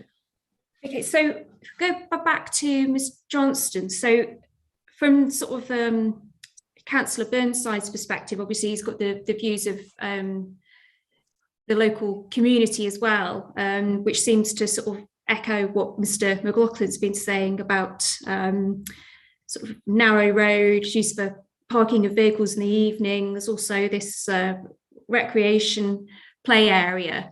It's perhaps all sort of pointing to the fact that maybe Oakfield Road might not be the best solution.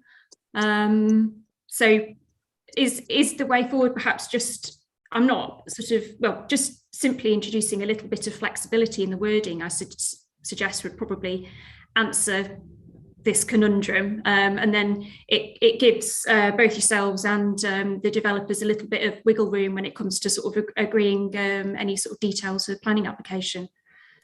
Yeah, I think that's reasonable. I mean, I would say that the design solution to make access to the site from Oakfield Road hasn't been drilled down and looked at, and there would be changes to the nature of what happened at the end of the cul-de-sac in order to access the site and facilitate safe access in that way.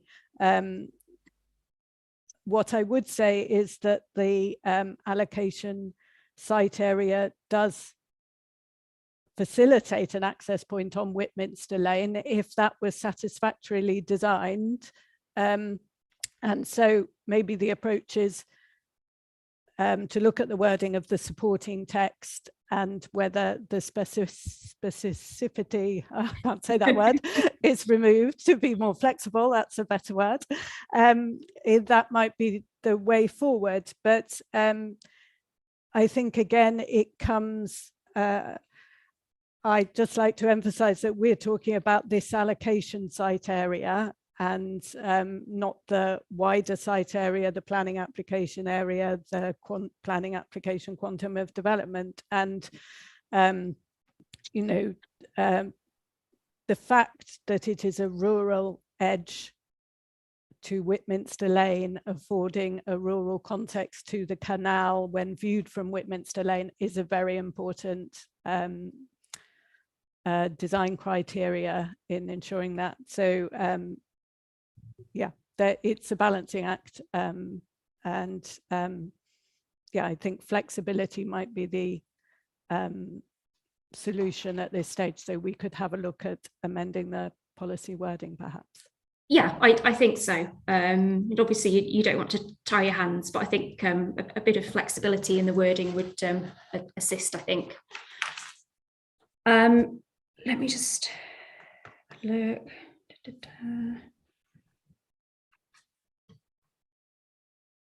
And in terms of the extent of the red line as it's drawn on the proposals map for this allocation, so not talking about the wider planning application, just for this allocation alone, as it stands, is your position, Mr. McLaughlin, that that is unsound in terms of delivering 30 dwellings? Yes, it is, ma'am, because we can achieve 30 dwellings within the extent of the red line. To be fair, that's not the issue. The issue more is of actually there is surplus space within that red line, and I've just been looking over my email correspondence between myself and the program officer.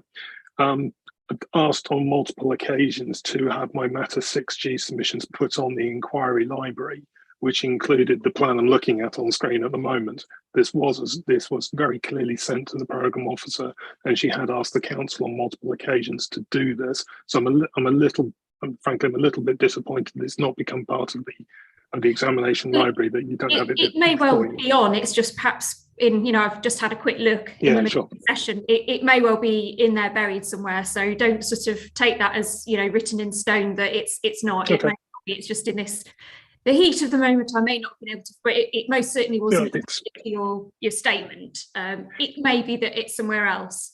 Well, the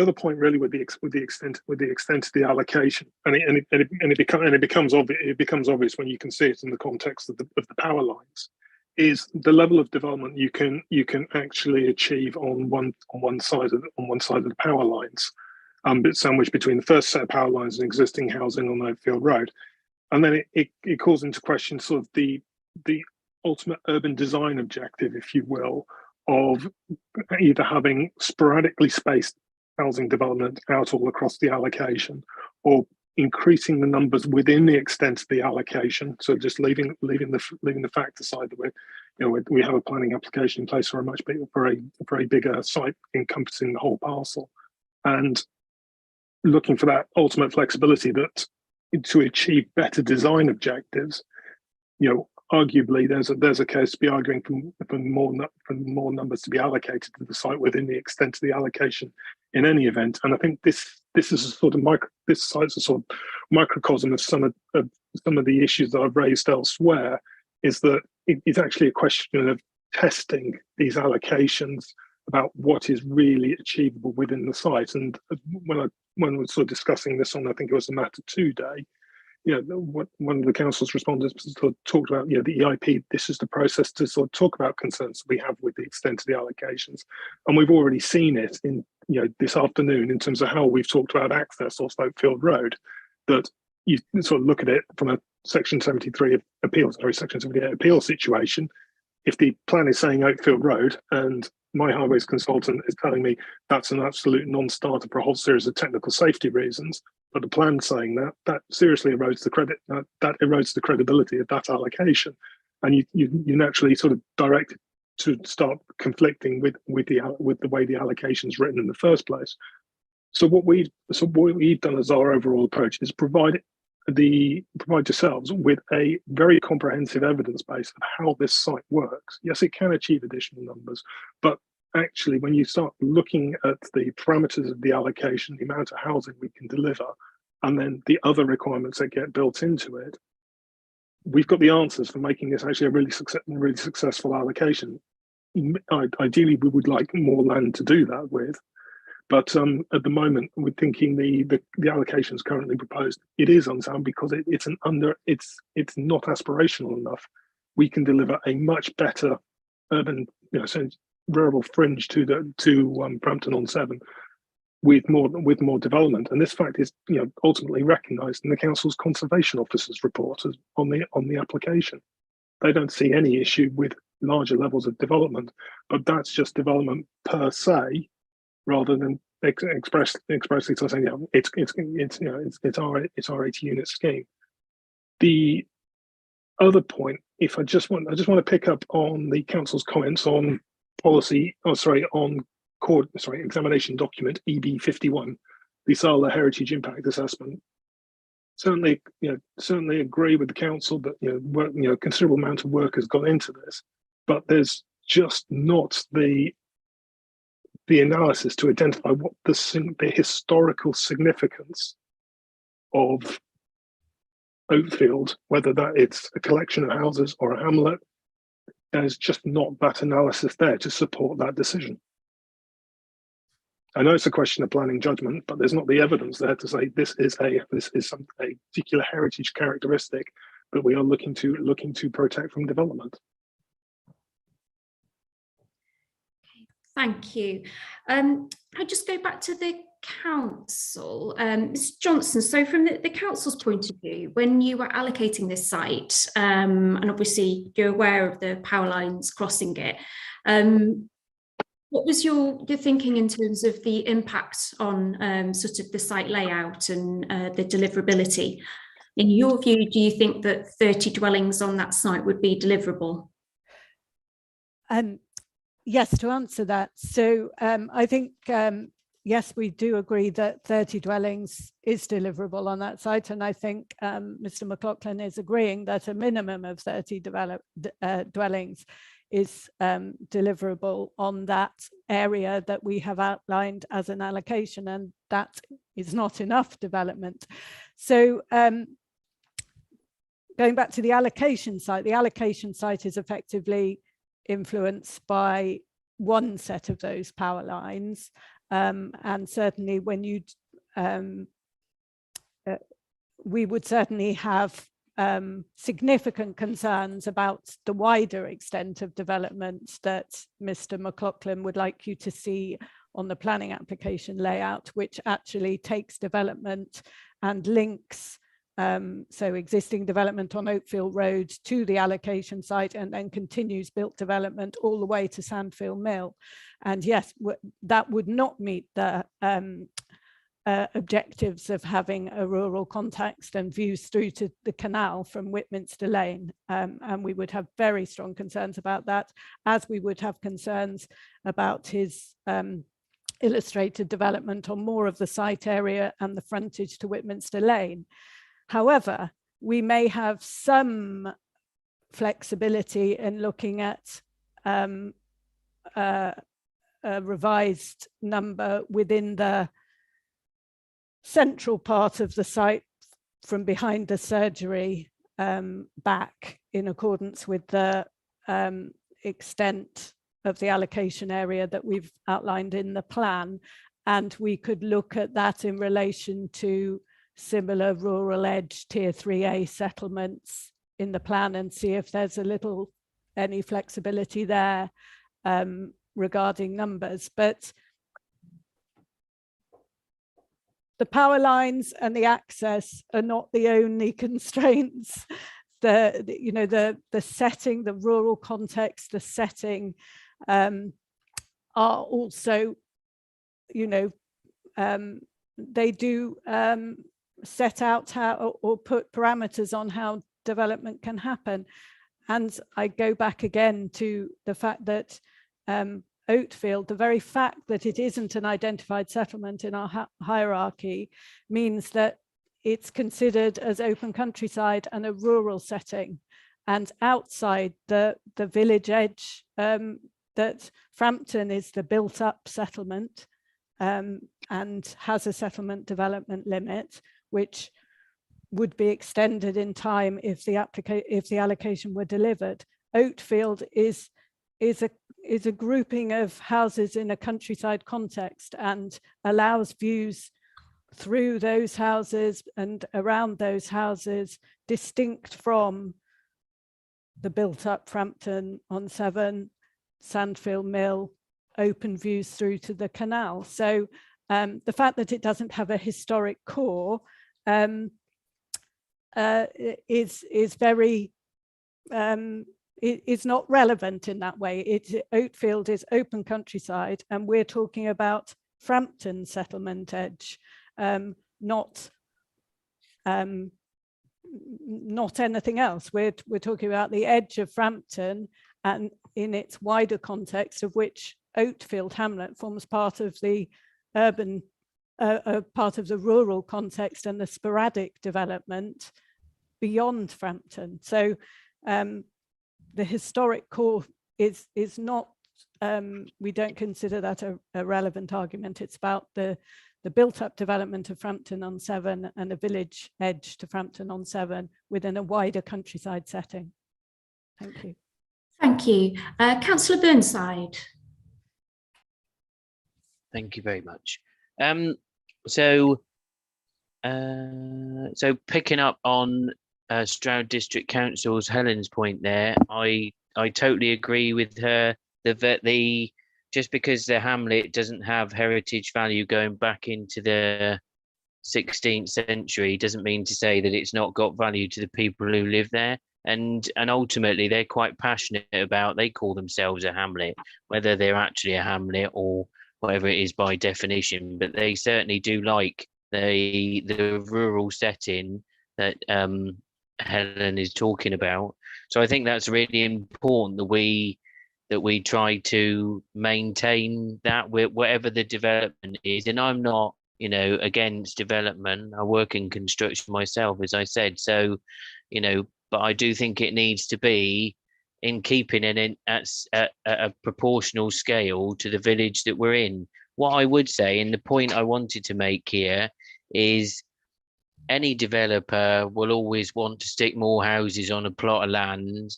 It's not necessarily just about how many plots, how many units you can fit on that land. It's about the infrastructure that is around it. And as a village, we do not have the infrastructure to support well, to be fair, we would struggle to, I personally think, to support the 30 houses, but we would 100% struggle to support 80 houses. And when I talk about infrastructure, I'm talking about in particular, the sewage and storm drainage system. And I know that the developers have done work to try and address that, but they are struggling. And the bus routes and bus services, the school is at its capacity. The surgery, we had a presentation from the people who've taken over the surgery, and they're saying that building is at its capacity. So any development we have is going to take it beyond that. Now, there's nothing wrong with a bit of growth, but we do need to remember that when we're kind of reviewing these planning applications, that between this one, if there was 80 houses to be put in here, there are already 19 houses just being finished in Lake Lane, and there's potentially another developer who wants to stick 30 houses in Whitminster Lane. That would increase the population of our village by 25%, which I think is quite significant in such a short space of time, because it basically, that'll all get built out in the next 5 years, won't it, roughly? So I think, I think we need to be sensible about the scale against the setting we're in and against the size of the village and the infrastructure that we have. That's the point I wanted to make. Okay, thank you very much. Thank you. Mr. McLaughlin, did you want to say anything? You've got your hand raised. Yeah, also, sorry, Mum. In terms of the response from Parish Council, one of the benefits of having run the community consultation exercise is we got to hear this obviously all firsthand, and I think it's been a really positive aspect of having a good ongoing dialogue with the Parish Council. We know they've got concerns, and we're acutely sensitive to them. We are in that process of, irrespective of what the ultimate level of development is, and I think that's probably the distribution of development there's been a matter discussed on other EIP sessions. We're certainly looking into the technical aspects of sorting out the foul and surface water drainage, because obviously that's a prerequisite to deal with. Forgive me for sounding just like a broken record, but I'd like to just go back to this issue of Oatfield, because the Parish Council equally have raised it. I appreciate people are passionate about where they live. Very much sure we all are. But if I can take you to page 13 of EB 51, the heritage impact assessment. Halfway, let me count the number of lines. Hang on a minute, I need to. Certainly. EB 31. 5151, ma'am.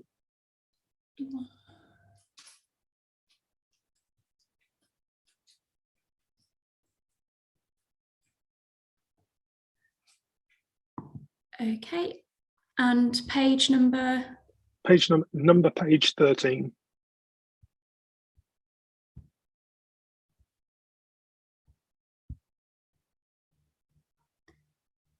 Yes, I have that.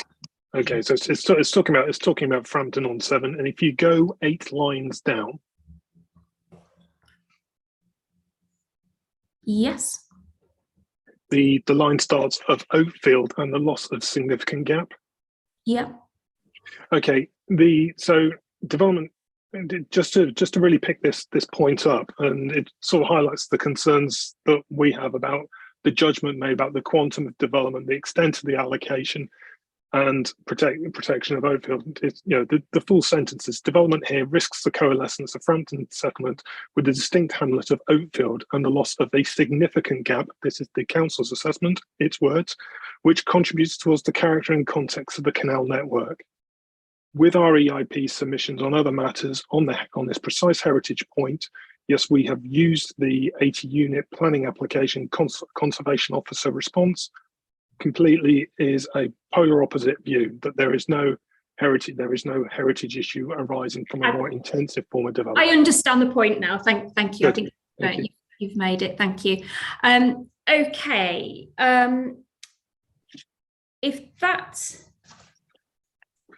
Mr. Councillor Burnside, sorry, yes, you've got your hand raised.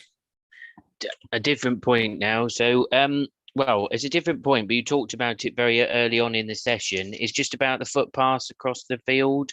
Yes.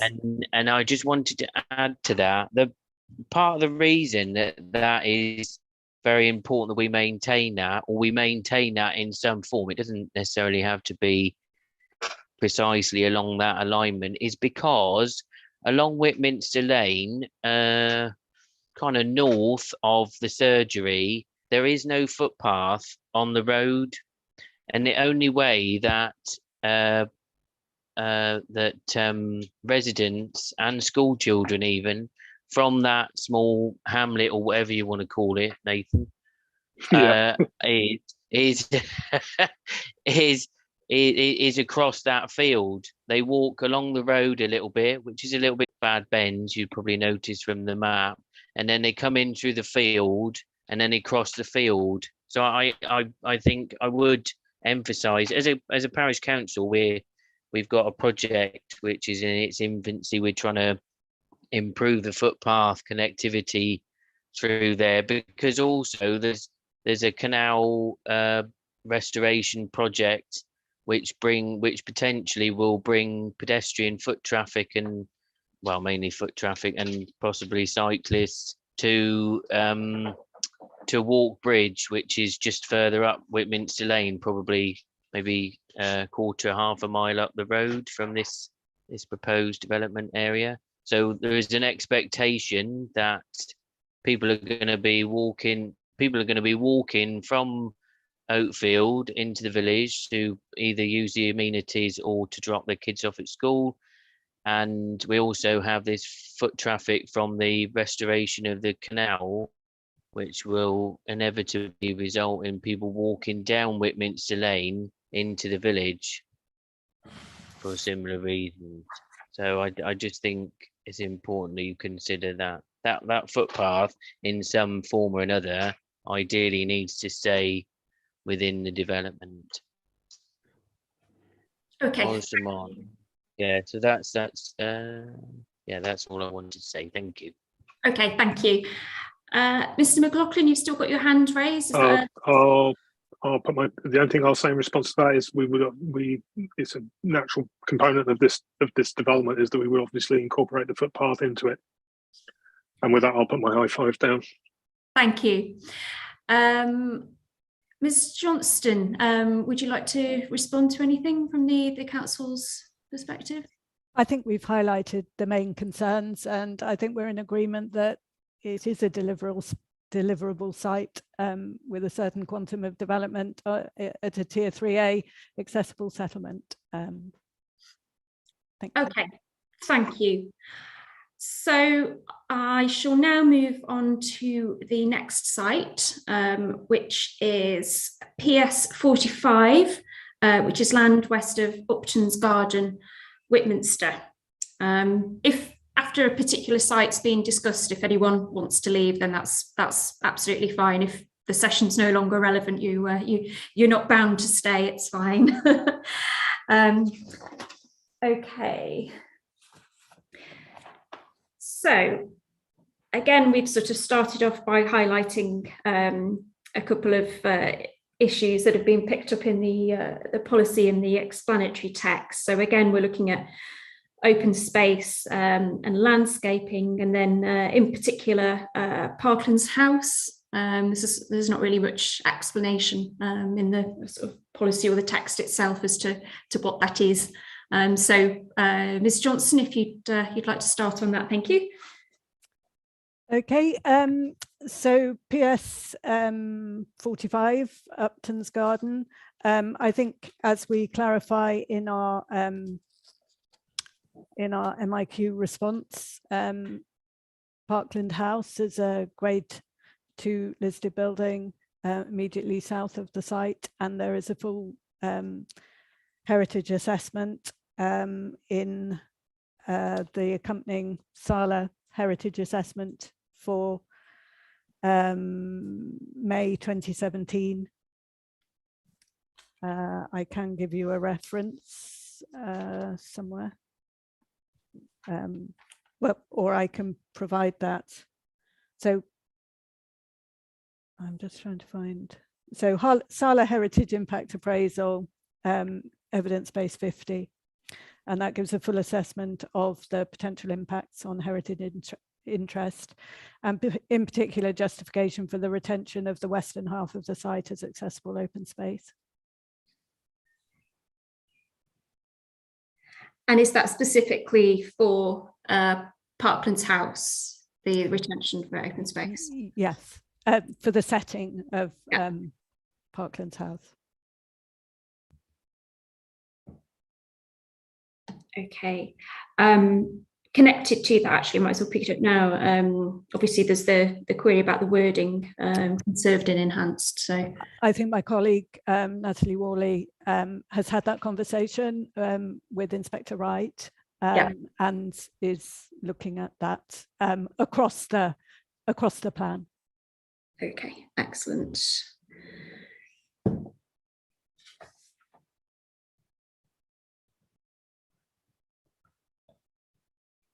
So then the other issue which we've picked up is landscape impacts and local biodiversity as well. Yes, so this site is also subject to a full planning application, actually, and is quite a long way through the process. So as part of that application, in accordance with the allocation site area, although it's for 11 dwellings, but the same site area. And I think Newland Homes are, their representatives are here for Newland Homes. So they have drawn up over a number of iterations a landscaping plan to take on board the landscaping requirements of the policy, which is essentially protecting the heritage setting of Parklands House, as well as the significant tree planting and hedgerow planting of the site, retaining those features and enhancing them where necessary. There's also an element of some off-site landscape mitigation to compensate for ash dieback loss on the site. And I think those proposals have now been worked up to everyone's satisfaction from an ecology, biodiversity and landscape point of view and heritage point of view. Retention of the hedgerow on the southwest boundary, retention of trees and woodland, habitat. So those are also habitats as well as planting, bat and bird nesting boxes, pond enhancements as part of the sustainable urban drainage provision. And I think those have satisfactorily addressed through the development management policies the biodiversity and landscaping requirements of this site allocation. Thank you.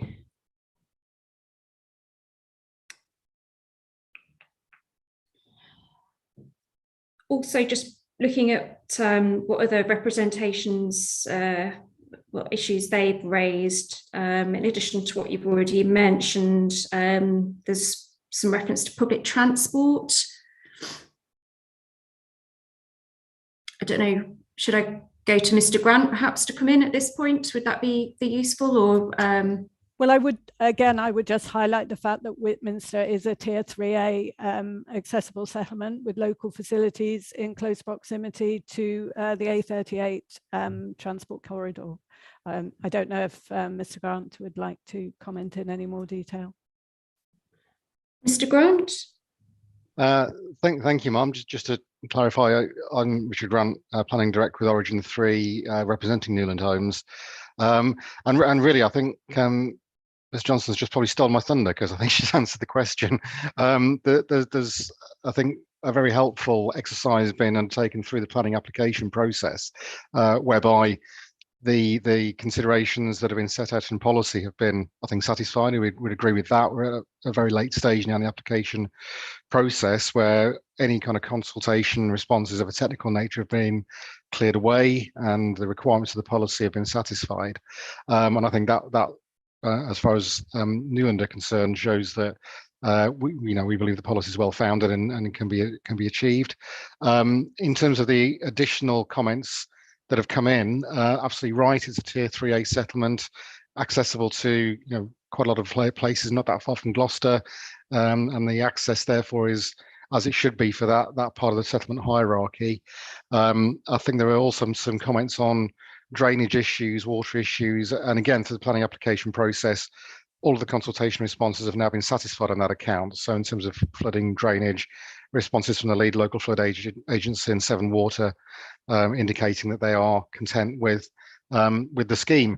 So I think we were probably saying the same thing here with the council, that I think we're pretty close to a point where everything can go forwards. And the comments that we've made in response to the allocation through the Regulation 19 consultation really just raise a couple of points of clarity. Really, we made the point about the allocation actually talks of 10 dwellings. We're in for 11. Acknowledging the policy says approximately 10 dwellings. Just obviously for the client's peace of mind, it would be happy to say approximately 11 dwellings, but clearly I think where the application is going would show that we're within sort of that envelope of capacity on the site. The other element we sort of just made comments on really is the requirement for the master plan, which recognize, but again, I think we've demonstrated via the application process that not having to have a master plan, we can still achieve a good quality development on site that has satisfied the requirements of the policy. And so, question really is it needful to have that reference to a master plan within policy on sites of this size, where plainly from what we've done, we can achieve those requirements on site. But aside from those 2 points, I think we obviously support the allocation and would support the comments that Mrs. Johnson has just made. Thank you. I suppose that's a point worth considering, whether sites of this size whether it's necessary to have a master plan when it's only 10 dwellings.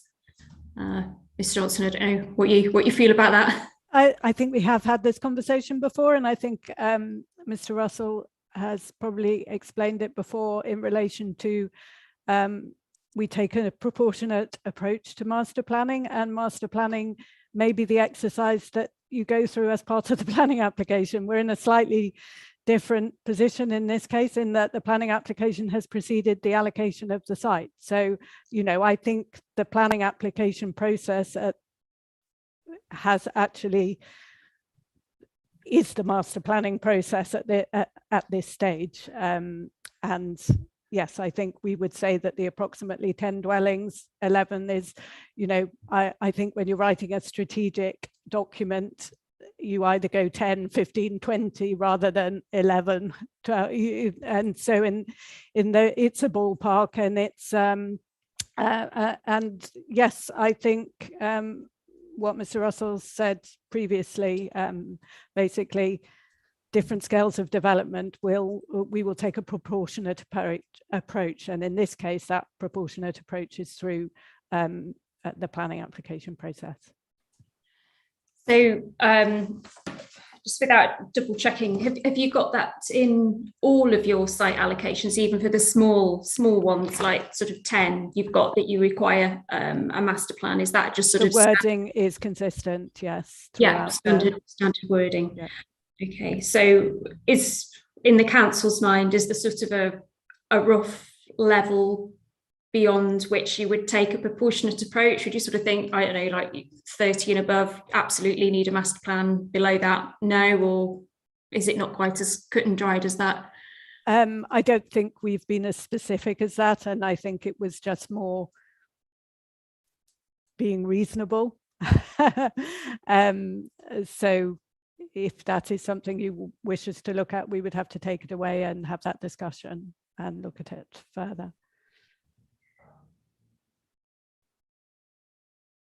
Okay, probably have a chat with my colleague about that, I think, and come back to you if needs be. Ma'am, if it would help, I think I would completely support the council's position on being proportionate on these things. I've written policies myself, and I think that's always the guiding light, really, in how you put these things together.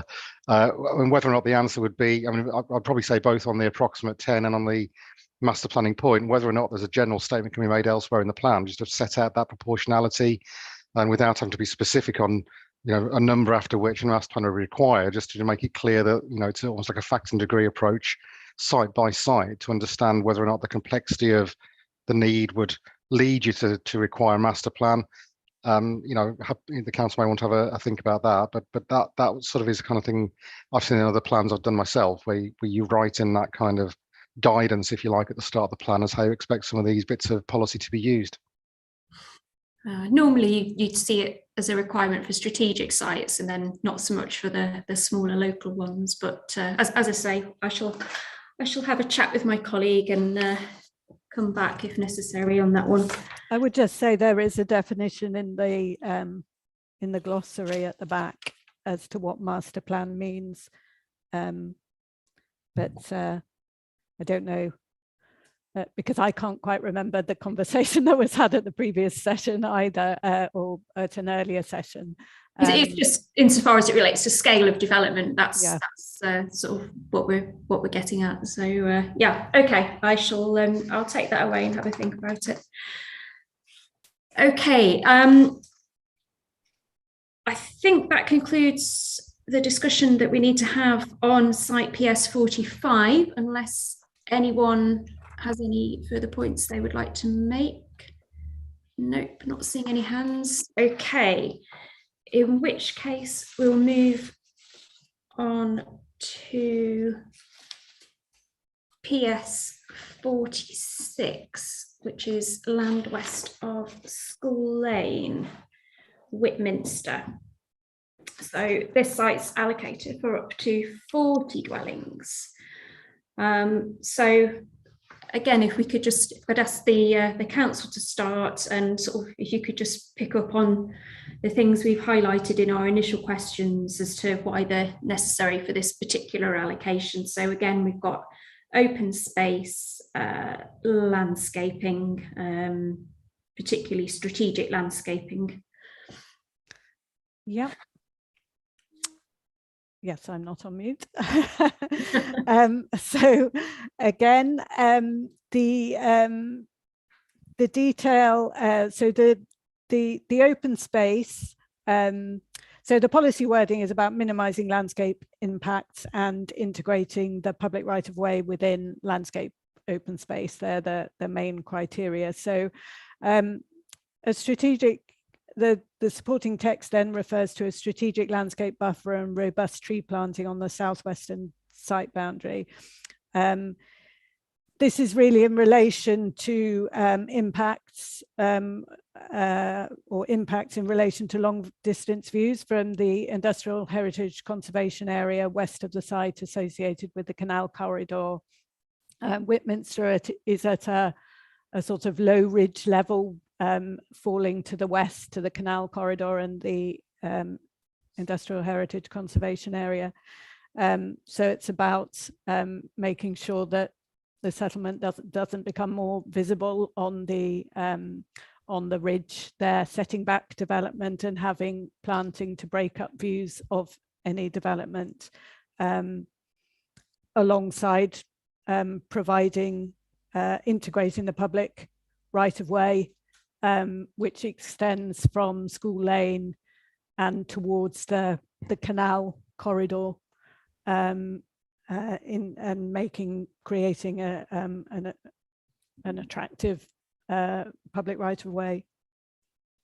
So we feel that can be addressed by landscape buffer tree planting and enhancing existing hedgerow planting and sort of anchoring the development in its local setting.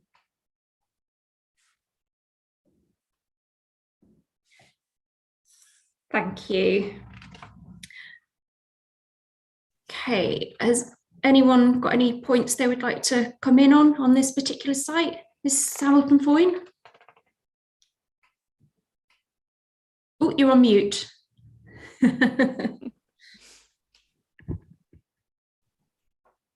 Sorry, Sarah Hamilton-Foyne from Pegasus Group, representing Robert Hitchens. We made representations to this site supporting the allocation in principle, but we do have an application with all matters reserved for up to 45 dwellings on the site, and that was submitted on the 23rd of February 2022 and was validated.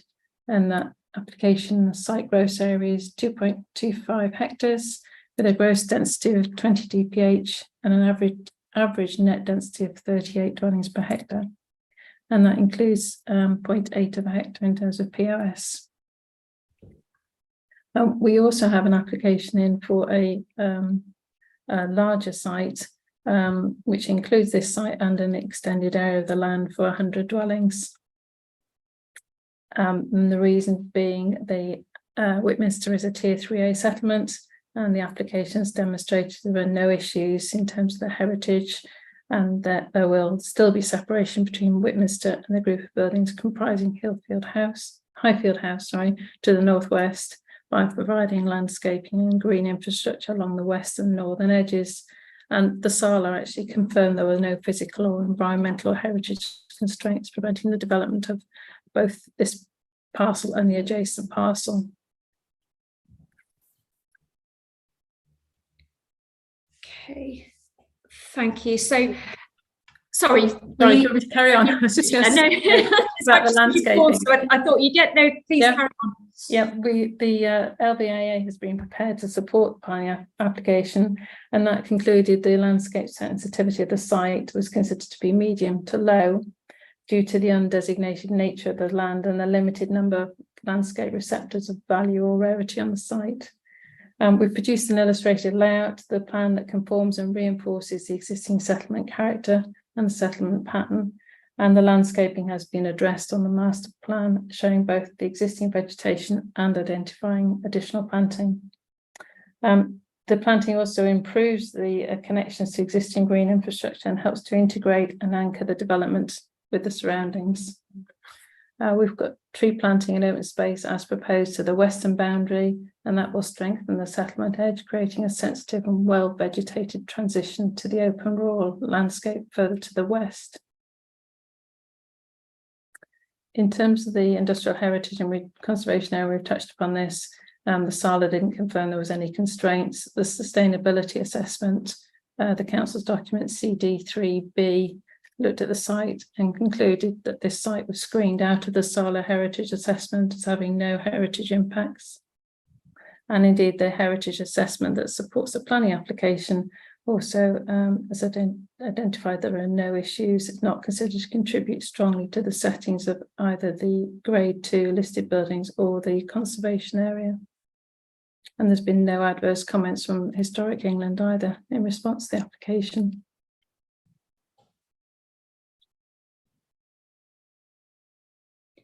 Thank you. Okay, thank you. But is it your position that the allocation as it stands is sound? Yes.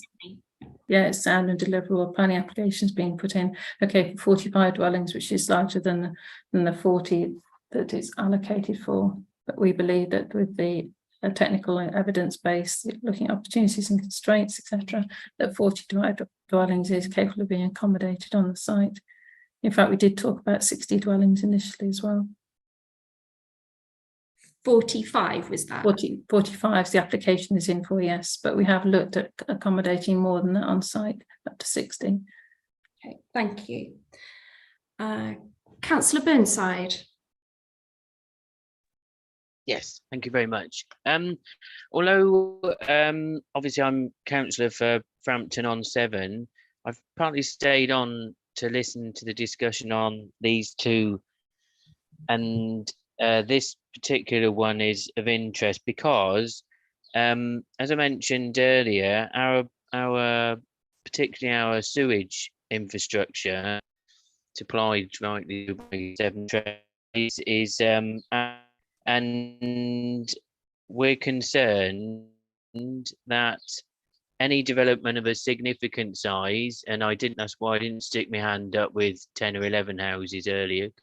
That's probably not too much of a concern, but this 40, 45 or whatever it might end up being, the foul drainage system will end up going to the rising main, the pumping main across the fields and then into the sewage infrastructure at Frampton-on-Severn.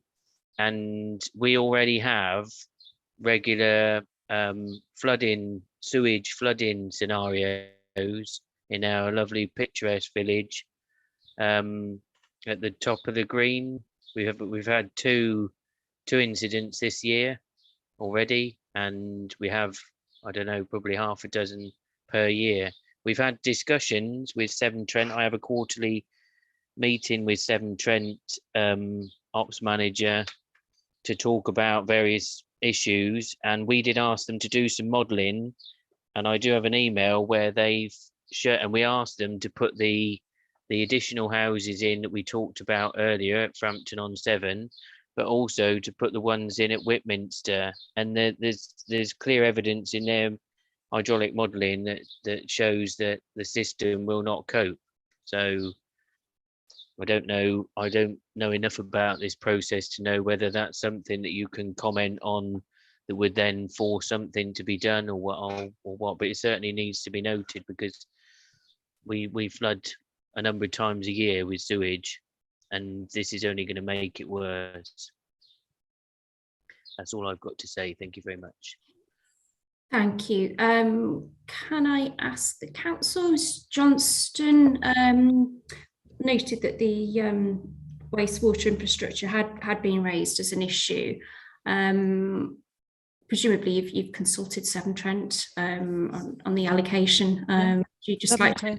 Yeah, so Severn Trent have been consulted on the allocation and on as part of the IDP in terms of cumulative and site effects.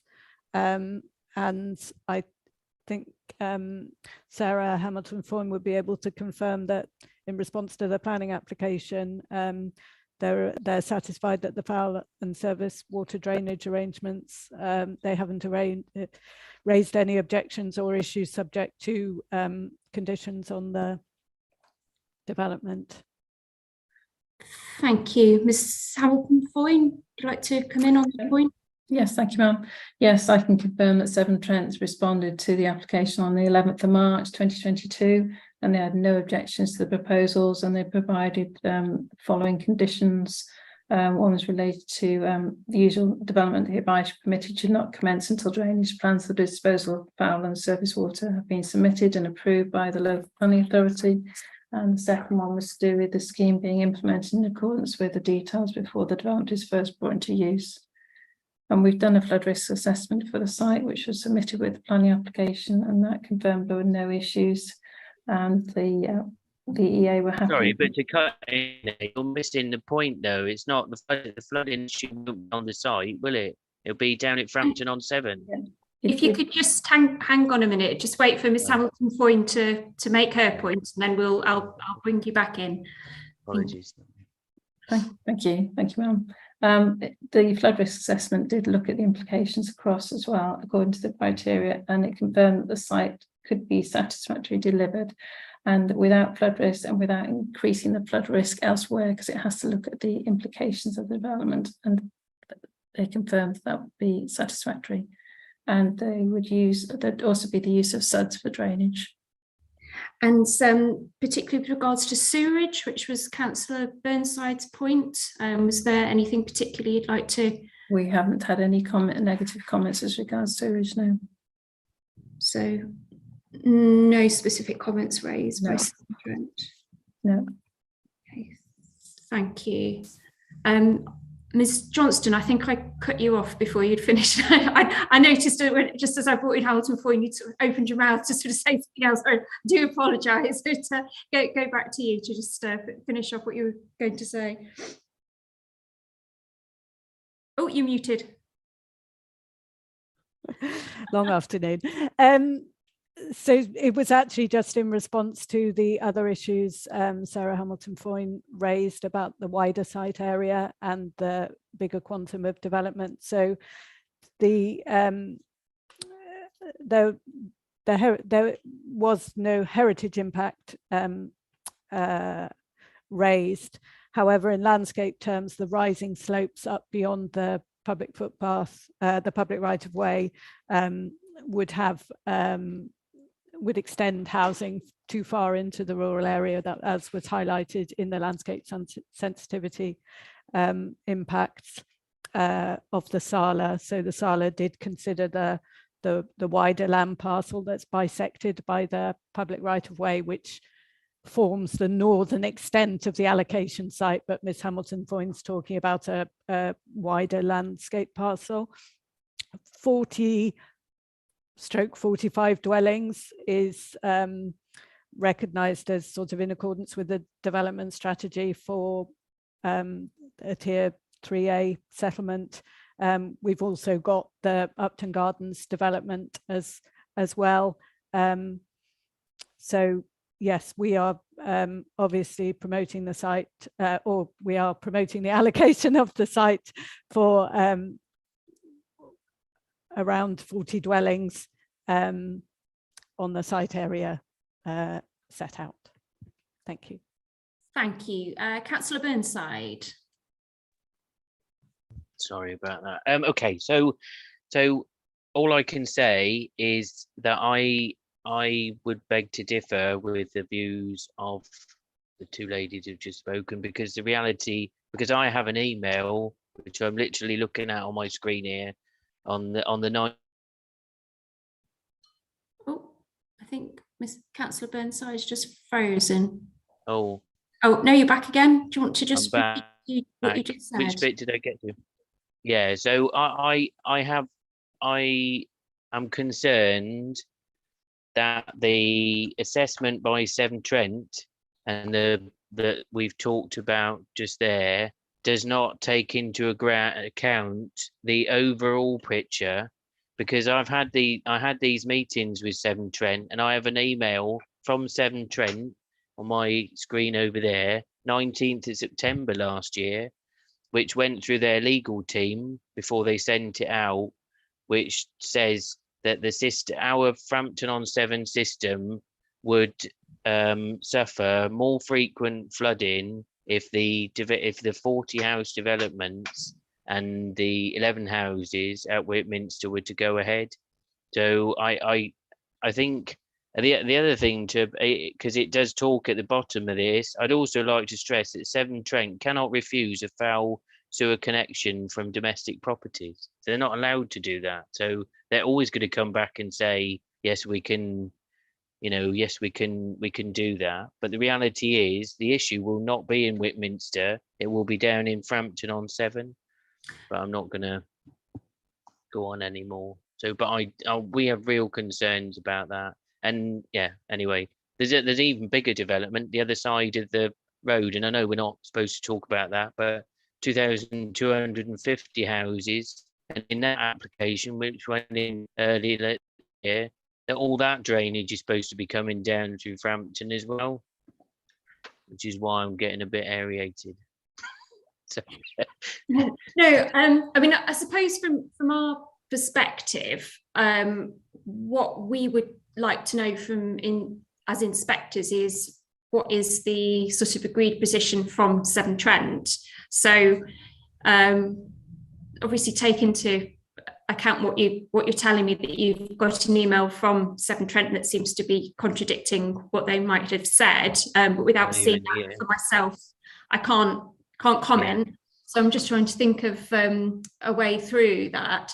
I wondered if, with you being a parish councillor, would it be possible to share that email with the council?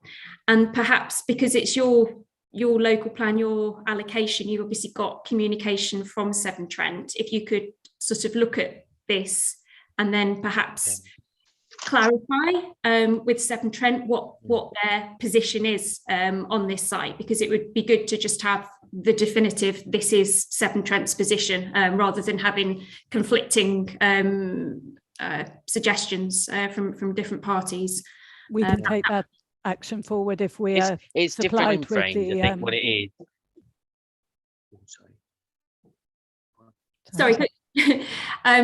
If I could ask Ms Johnson, if you could just finish what you were going to say, and then I'll bring you in, Councillor Burnside. So we can take that action forward with Severn Trent if we're provided with the correspondence to consider. Sorry. Hopefully that's not going to set my jobs up. Settle down. Throw biscuits at them. Okay. Yes, I think that would be a good way forward. So Councillor Burnside, we've just lost him for a minute. I think he's gone to go and sort his dogs out. Needs some biscuits on the table to throw at them. Okay, I'll just carry on making a note while we're waiting for Councillor Burnside to come back. Yeah.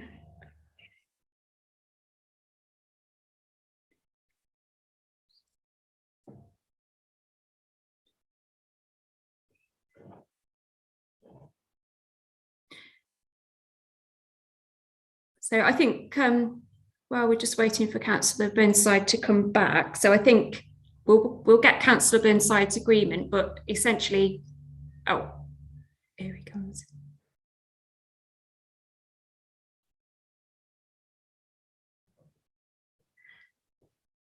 Everything okay? Yeah, sorry. The dog doesn't like the electrician.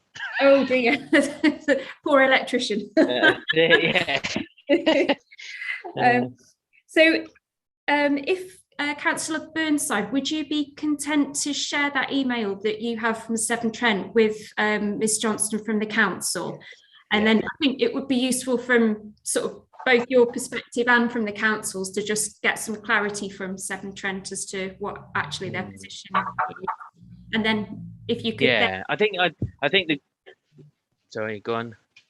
Yeah, then I'll ask the council to then send by the programme officer to us just a note setting out what Severn Trent have said. So we've just put it in one document that this is what Severn Trent's view is on the site, rather than information.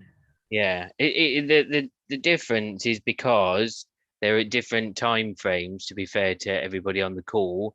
So, and I think what's happened is, the developer and the developer's consultants have approached Severn Trent in the usual process, but probably talked about specifically that site. Whereas when I've approached Severn Trent, because like I say, I have regular meetings with them, we were talking about the whole thing about actually what would happen if that one and that one came about, and then that's what then gave us the email that we've got in September, rather than one that Sarah refers to, which was back in April of the same year. So. From the council's perspective, though, they will have contacted Severn Trent and asked them in the context of the whole plan and the amount of development cumulatively. So that is something that Severn Trent will have looked at. So that's why we're sort of just looking. I think, as I say, it'd be most useful to just go back to Severn Trent and get some clarity. So if Councillor Burnside, you're happy to share that email with the council, and then council, if you can then contact Severn Trent and get some clarity on what their position is, and then forward just one document setting it out clearly to us by the programme officer, that would be helpful. Yeah. Okay, thank you. Just making a note of that.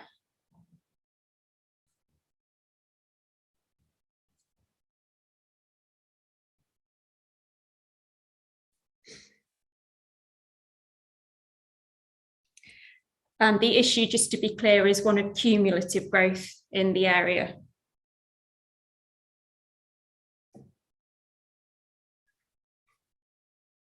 And specifically affecting flooding in Frampton, yes. Just so I'm clear in my head what we're asking here. Councillor Burnside, I think he's frozen. Yeah, I think he's frozen. Oh, he's gone. Hopefully he might come back in again.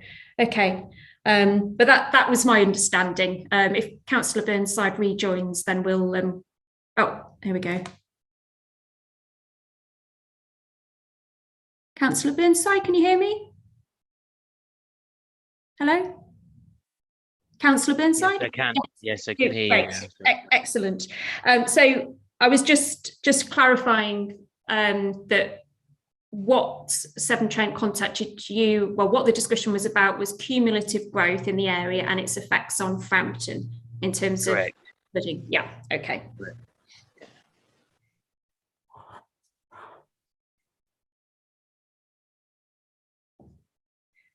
Right. Thank you. I won't put a timescale on that, just because obviously Severn Trent's response is outside of the council's control, but as soon as practically possible would be useful. Okay, Ms. Hamilton-Foyne. Thank you, Ma'am. Could I ask that we be kept in the loop on that as well, please, because we have evidence to the contrary that there is no cumulative effect, and we have a flood risk assessment that was prepared for the planning application. So we'd be very keen to see what comes out of that discussion with Severn Trent. Yes, of course, and you know, anything that we receive will go on the examination website. It'll be made public, but I would have thought that the council, given there's a planning application in, would discuss that with you anyway. Could I just come back slightly on that, Inspector? Well, obviously, once we see this email that we obviously haven't seen, we don't know who it's from, and I'm sure it does say something, as the gentleman has said, but we will only be able to approach our statutory contact, who's the named person within the team who deals with this. Now, obviously, the only thing that we ask them is the cumulative effect as well. It's not the only thing, but obviously the cumulative effect is the main thing they're coming back on us on. So we do have their position that they have assessed this cumulatively. That is what they've done. We will go back to the main contact, but we can't chase. If this is somebody in a completely different department, we don't know who they are. I can't go back to John Smith in a different department and ask them what they're talking about. Can you confirm that you're happy for us to go back to our contact who deals with this rather than whoever's in this email? Yes, I would expect Severn Trent to answer that from a corporate perspective. Yeah, that's absolutely fine. Okay. Mrs. Hamilton-Foyne, did you want to? Yeah, I just wanted to add a point about public transport. I think it was mentioned in the context of the other site as well, at Whitminster. I mean, Whitminster's a T3A settlement in the settlement hierarchy, and the bus services in Whitminster have, on the A38, have recently been improved as a result of the committed development at Great Albury, which is west of Stonehouse. So there is a service there that provides an additional half-hourly bus service from Whitminster to Stonehouse and Stroud to the east, and then to Gloucester to the north. And the Service 64 currently runs every 30 minutes on a Monday to Saturday, daytimes and hourly during the evenings and Sundays, and it routes between Stroud and Gloucester via Stonehouse, Whitminster and Quedgeley. And the journey time from Whitminster to Stonehouse is about 15 to 20 minutes, and to Quedgeley is about 10 to 14 minutes on the bus. So I just wanted to make that point. So really highly accessible location, supported by stagecoach. It's on the main movement corridor, and it functions as a highly sustainable Tier 3A settlement. Thank you, ma'am. Thank you. Okay, thank you. It's your hand. Yeah, there we go. Hand gone down. Right. That's got to the end of the questions that I had on this particular site. So, see any more hands up? So, would the council just like to offer some closing remarks on that site before we finish for the day? I would just like to sum up by saying PS46 land west of School Lane as is a deliverable site for around 40 dwellings, as we've heard, and supported by a planning application. And I would also say that we've also heard the other two sites today that are subject to planning applications and are being promoted for deliverable development. Thank you. Thank you. Great, well, thank you very much for everyone's contributions this afternoon. And with that, I shall close this afternoon.